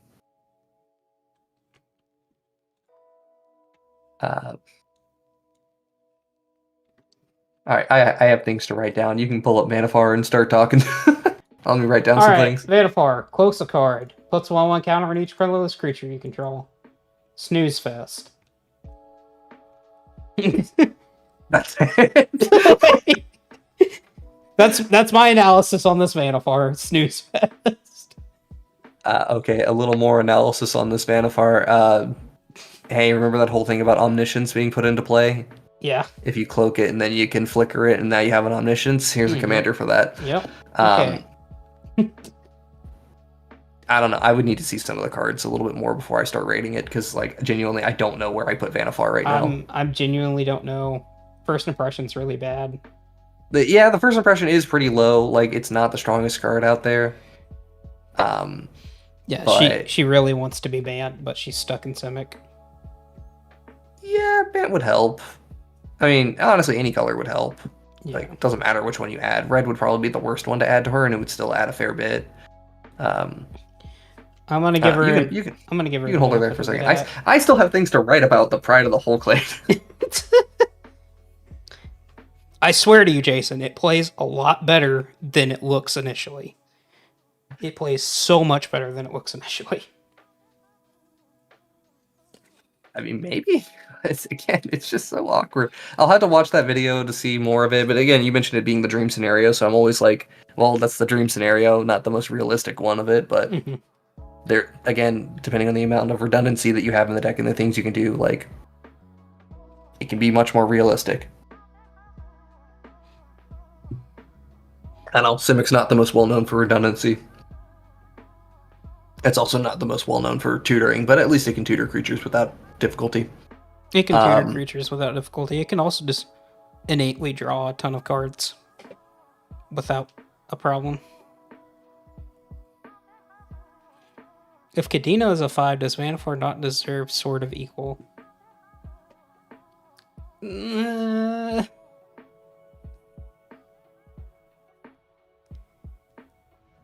No, because you get a lot better color combination and a lot better of an effect.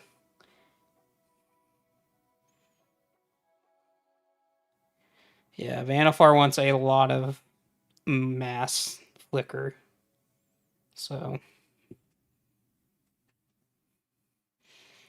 the singular flicker, which is what blue gives you, is it gets your Omniscience into play, sure.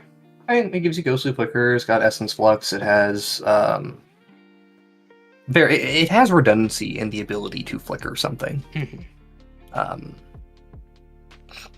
It's blue's much better at tapping and untapping creatures than it is flickering them. Yep.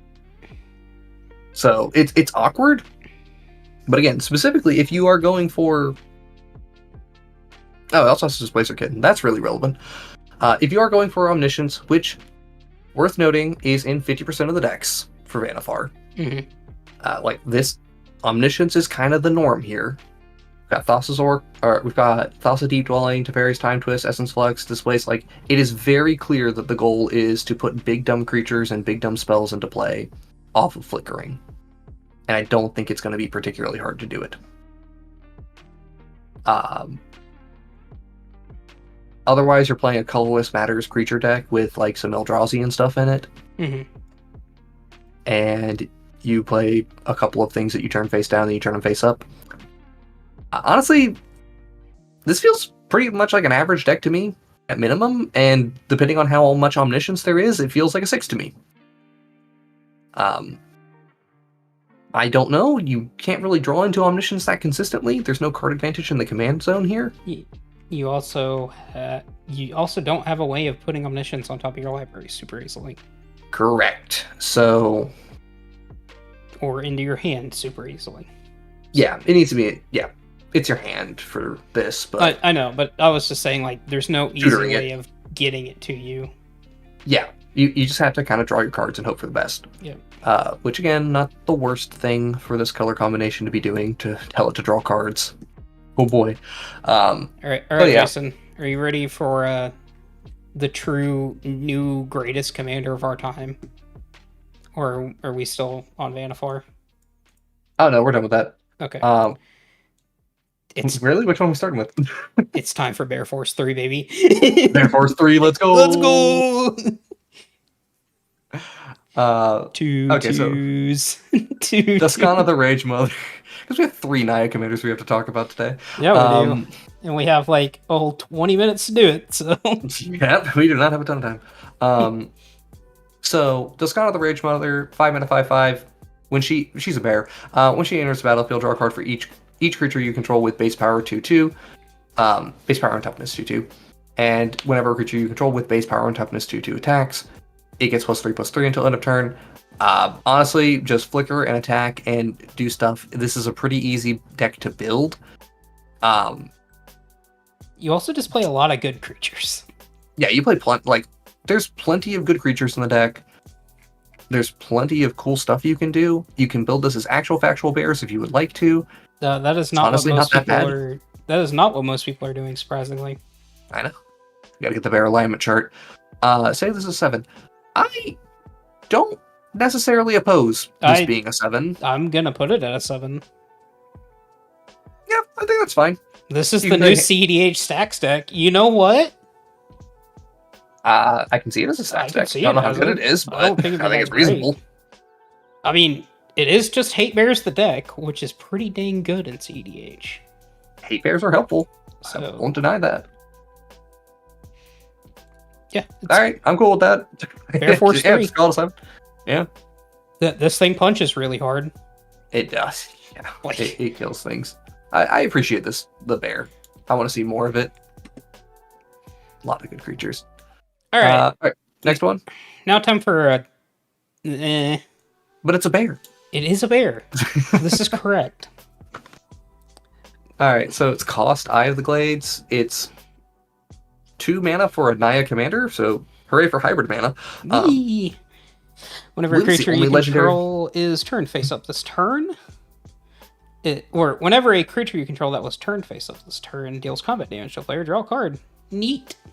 And then it taps to turn target face down attacking creature you control face up. Okay, put big creatures face down. Weakest of the 3 Naya commanders, you ain't joking. Honestly, my immediate thought is this is somewhere between a 3 and a 4. Because it is, again, asking me to cast 3 mana 2/2s, attack with them, and hope the right one doesn't get blocked. Yeah. A lot of awkward. You can at least still pay the casting cost to get them unflipped and stuff, and you can manifest your cards. It's not the worst because it plays with all face down stuff. So yeah, 4 feels about right for me. It doesn't feel great, and I do maybe say even worse than that, but it's okay. We'll give it the benefit of the doubt for the time being, right? It does have a lot of good morph creatures specifically. Yeah, throw that on a 9, maybe a 10. Let's talk about that. I almost want to give it the 10. Okay, so Jason, I heard you wanted to build Naya with elves. Yes. You know, like half of what you're already doing in Naya. Yes. Oh, and then you wanted a payoff that makes them massive. I do appreciate a payoff that makes a big chunky boy. That also... Oh, it's not just a singular chunky boy. No, it's everybody's a chunky boy, Jason. All the deck gets to be chunky boys? Wow. It my also greatest draws dream. one card at least, at bare minimum. Bears? Oh boy, even better. And then it's got Vigilance, Trample, and Ward 3. Oh yeah, we had to staple the Ward 3 on this commander for some reason. And it's a base 5/5 for 5. Mm-hmm. At least we didn't give it haste, right? If you guys saw the video, that was the deck performing at its worst. Yeah, that genuinely was a weak hand. It was Voya. threatening a lethal on turn 5. On a weak hand. Yeah. PETA made it Ward 3 instead of 2.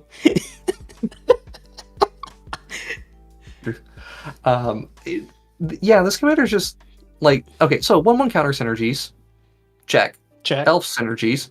Check. Which we don't even need that many elves to make this good. Like 2 elves in play still means put 2 counters on all of your creatures. Mm-hmm.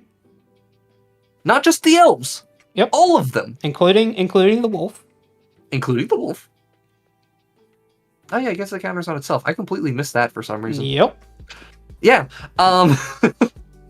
That's why when I thought about it for another second, I was like, yeah, this is just a 10. Like, this is... It you really just need 2 elves and Voya in play to have a competitive deck. That's it. Gee, Timmy, your mom lets you have 2 kindred effects on your commander? Just gets in its own. Yeah, you don't have... I'm genuinely of the opinion that you probably shouldn't play any like actual wolves in the deck. You don't have to. You can just play Masterwork Nexus if you really want to. I would legitimately just play this as elves. Elves already do enough to draw cards and get mana. That's the other part I forgot to mention. Hey, elf decks don't need a commander to be good. Yep. That's part of the reason why elf decks are just inherently quite strong.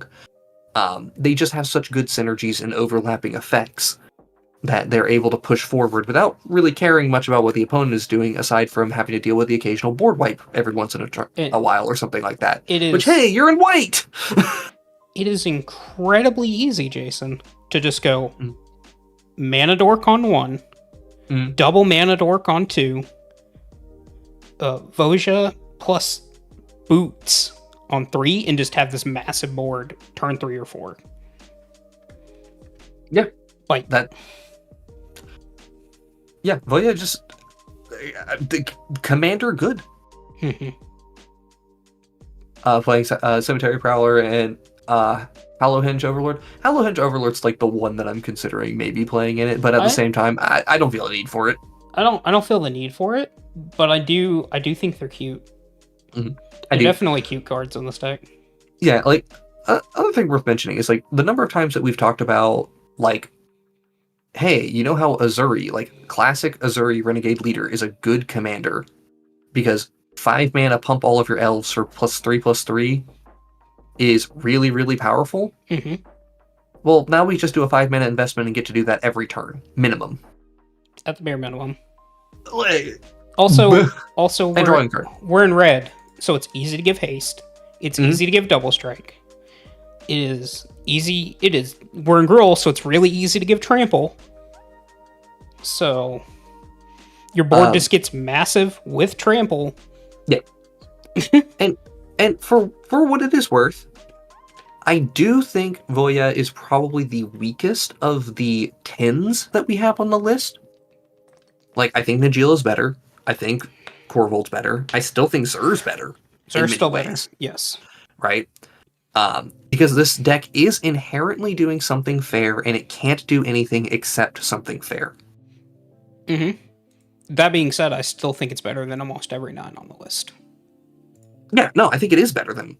I can't think of a 9 on our list that I'm just like, no, inherently what it is doing is just good. Voya has a singular plan, and that plan is lethal. That plan is to present a lethal board state on turn 5 and see if your opponents can deal with it. Mhm. It doesn't get to pivot. It doesn't get to do a whole lot of fancy tricks or anything like that. But it is, by our definition of what a 10 is, it's broken with a ham sandwich. Like, you can play a deck of 70 lands plus 30 choice spells, and Voya will win. You can literally play the deck with 70 lands, 30 elves, and call it a day. Because eventually they still have to just deal with it. Mm-hmm. Yeah. And we put Jetmir as an 8, like, by comparison. And I think Jetmir as an 8 is a very fair rating. Mm-hmm. I think just Voya just blows it out of the water. Although, again, in like a CDH context specifically, I would be looking still at playing Jetmir over playing Voya, because I can play more stacks pieces in my Jetmir decks. But I think in every single casual pod, this is just night and day better. Oh yeah, this is so much better. This will kill way more consistent, way more easily than Jetmir will. And recovers a heck of a lot easier than Jetmir does too. Yeah. So. Okay. Green and white don't have draw as much. That is factually incorrect now. Yeah, green is the second best, or in some ways arguably the best color for drawing cards. White has gotten a lot better at drawing cards. Yeah. So red doesn't draw cards. There we go. Or at least the way red doesn't get card advantage. It draws cards, just in a bad way. Dr. Charizard sums it up best between the Jetmir and Voya. Voya is the best when you're playing fair. Jetmir is best when you're forcing your opponents to play fair. Yeah. Also, hey, I validated what I said about Jetmir, so Yep. get to update you, buddy. Hey, yo, we're just doing it all over the place tonight. Let's go. Yeah. I mean, last updates. I always got to keep a record of when the card was last updated. All right, we don't have a lot more time. We've only got 3 more commanders, right? Because there's 1 5-color commander, 2 Bant commanders, and no partners or anything. So I think we can cover this in there's 3 commanders 15-20 minutes. There's 3 commanders and then all the monocolors, which... Oh, yeah, the mono... Well, yeah, we didn't get to the mono... I'm just making the assumption we're not getting to the monocolors. Well, we can talk about Massacre Girl really quick, but... Sure. Want to do that one right now? Yeah, sure. Sure. All right, Massacre Girl it is. I gotta go grab her, in case people don't know what this Massacre Girl does. Sure. I can still at least say what she does. So, Massacre Girl, known killer. She is 2 black for a 4/4 human assassin with menace. Other creatures you control have Wither, and if you're unfamiliar with what Wither does, it's they deal damage to creatures in the form of -1/-1 counters. So kind of like half of Infect. And then whenever a creature creature an opponent controls dies, if its toughness was less than 1, draw a card. Tragic Slip, draw a card. Cool. Hi. Okay. This one of those commanders that feels like it is very, very good at drawing cards and not very good at winning a game. That was exactly my thought on why I'm going to give this a 3. Interesting. I wouldn't go that far. So, I think the card quality of this deck... the card quality of this deck is so poor that if Massacre Girl gets removed, or heaven forbid, spins her wheels, it still doesn't do anything. Yeah, her with Necroskitter is very good. Yeah, I mean, that's the awkward thing, right? You can try to play efficient threats like efficient beaters that don't mind getting blocked because you can still wither down the creatures and draw cards as a result. So like playing hunted cards, which is not very good, but hey, it's a spot for them. Giving your opponents 1/1 so that you can kill them to draw more cards. Playing like a monocolor deck that is actively looking to play Forbidden Orchard is kind of funny. And then you just play other aristocrat effects from there to try to win the game. This feels perfectly reasonable to me. This doesn't feel broken to me, or it doesn't feel that powerful to me. It falls in the 4 to 5 range for me. I don't think it quite hits a 6. I think it spins its wheels way too much. I think it spends way too much time. Okay. It will spin its wheels a lot, and it doesn't really go anywhere from there. And like I said, if Massacre Girl gets removed once, your cards are just bad. Like, your cards are actively just bad. So I mean, that is true. You're playing a lot of subpar removal in the deck because you're trying to get minus X effects, right? mhm. -1/-1 counters and all sorts of different things going. There's a lot of moving parts that give this some flexibility, but it's like really awkward flexibility. It's not the most clear way of killing your opponent's creatures.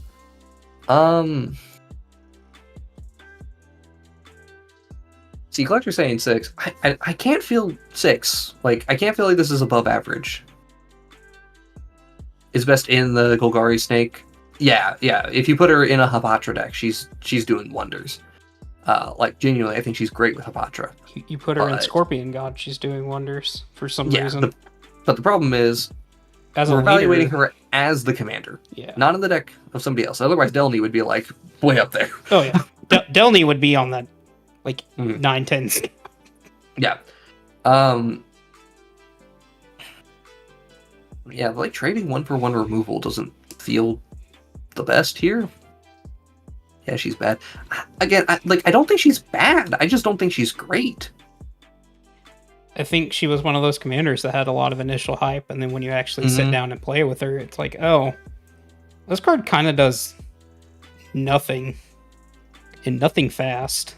Even though it does a lot, but it does nothing and nothing fast. One of the really awkward things with her is she would love to play with board wipes. Mm-hmm.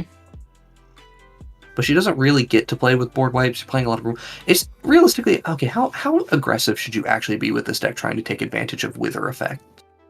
Because at first I was like, oh, the Wither Effect is not the way I would want to build this. I would want to build this as a mono-black control deck. But as you've mentioned, you just dirtle a lot without actually accomplishing anything. So now I'm wondering if there's like an aggressive aristocrat shell that we could be working with here. Not really. Because all your best aristocrats pieces that you're wanting kind of need white as well. So, Michael, you are right that she is great friends with her other self until her other self kills her. Yeah. Which, on theme. On brand. On brand. Absolutely on brand. 10 out of 10 on brand. Yeah, Collector 99.6. Yeah, I can give you that. It's card. In the 99 of decks that it wants to go in, sure, it's a 6. As a 6 in the 99 of those decks. Yes, I agree with that. Definitely. Niche card, but really, really supports what it wants to be doing. Mm-hmm. And it doesn't have a hard time having the support. That's the other thing about this. Like, the support's actually quite good. I don't know. It's so weird to think about how this commander functions. I guess it is just a 4. That's why I said I wanted to hot take, just give it a 3. Because, man, it just sits there and spins its wheels. It either draws a whole bunch of cards and goes nowhere, or it sits there and does nothing. It's just by comparison to the other things in the 3 category, for example. It is actively doing something. That's true. Okay. Right? Like, Tomek isn't doing much. So putting it on par with Tomek, at least, I'm like, yeah, but when Tomek does something, Tomek does something. It should be fair. Tomek maybe should just be a 3 anyway, but I don't care. I'm going to leave him there. I'll try to be as objective as possible, but also Tomek, my beloved. All right. We are low on time. I think I can rate a dog commander really quickly. You want to rate some dogs? I'm going to rate some dogs. All right. Card. Sophia, dog detective. Makes Scooby-Doo when she enters. There you go. It has a name. It's actually Scooby-Doo. Let's be real here. I don't care about Tiny. We're here for Scooby. It says, whenever a dog you control deals combat damage to the player, create a food token, then investigate. And the unfortunate thing is that it makes me pay a mana to sacrifice an artifact token to put a 1/1 counter on each dog. Yeah, that hurts a lot. There's not much overlap between dogs and artifacts, so the fact that your piece that's combining those two things together costs you a mana, like that costing you a mana really hurts. That being said, that is not the reason why I'm going to give this thing a 4 or a 3. Like, it's below average, Mhm. It is not because of the commander. It is entirely because of how bad dogs are in EDH and in Magic in general. Yeah, there are still not enough great dogs. Like There are some good ones. Like I will absolutely give you that K9 Yoshimaru. pack leader's really good. Pack Leader's good. Selfless Savior's a nice one to have. I don't mind Loyal Warhound and Spirited Companion. But Molu's kind of interesting. as you see, once we go past the high synergy cards here, Oh, this we is drop where- off fast. this is where all our good dogs end. Yeah. Yeah. It's a really rough spot to be in. Though, to be fair, I don't think you need like that many dogs in this deck. I think you only need like 15 because the goal you're trying to get to is just, can I make a food and a clue every turn? Mm-hmm. And I think that is very achievable. I can then pay 3 mana to put a 1/1 counter on everything and draw a card.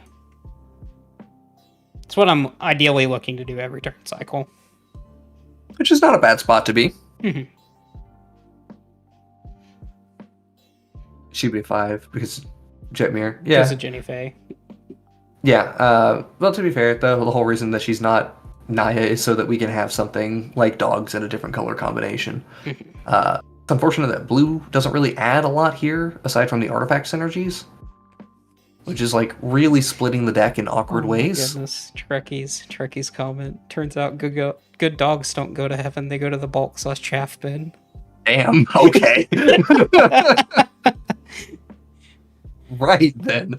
Okay then.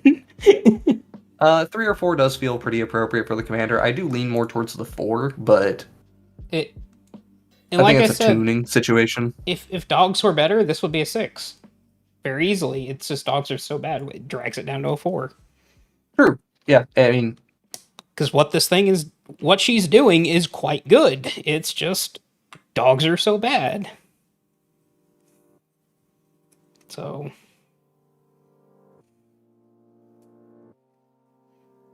yeah, I think that's pretty fair to say. What do we have her at again? 3 or 4? I have her at 4. Yeah, that's far. That's perfectly fine by me. She's got a little bit of flexibility in her build, but not much. It's quite narrow. Dogs need a set to bulk them up. Cats have gotten so many good synergies. Yeah. Cats really have gotten a lot of good synergies. Like, the baseline of a cat is honestly doing better than the baseline for a dog. I do hope that changes a little bit. Just, a few more... Like, they keep giving us draft commons for dogs. And, like, that's fine and all, but... Can we have a little more? Can I not have to play that 2-mana 2/2 with Vigilance? Yeah. Alpine Watchdog? Can I please not have to play this? To be fair, I don't think you should have played that one. That one can get out of here. We have changelings. I played the changelings, Jason. I played every changeling I could. Most of felines. Yeah, we get a lot of them. Yeah. That's unfortunate. All right, we didn't get through everything, but we got through 30-ish commanders. Mm-hmm. We only have... What was that? 8? Pretty good on that. We have 8 left. So yeah, and also realistically, I'm not gonna say all of these off the top of my head, but Niv's probably a 7, Krinko's probably a 6 or 7, Morska's probably a 5, Plume is probably a 5. The rest of the cards are 2s below that. 2s or 3s. So those are just very quick evaluations right at the end. We will do a formal evaluation of them, of course. Mm-hmm. But for the time being, I am out of time, so apologies. I absolutely need to start going to bed here very, very soon. Don't worry, guys. We'll be back next week to get all the rest of these wrapped up. I don't believe you, but I want to believe you. I'm 100% down to do one next week. Also, if I'm in town, 100% to do one next week. Hell yeah. All right, then.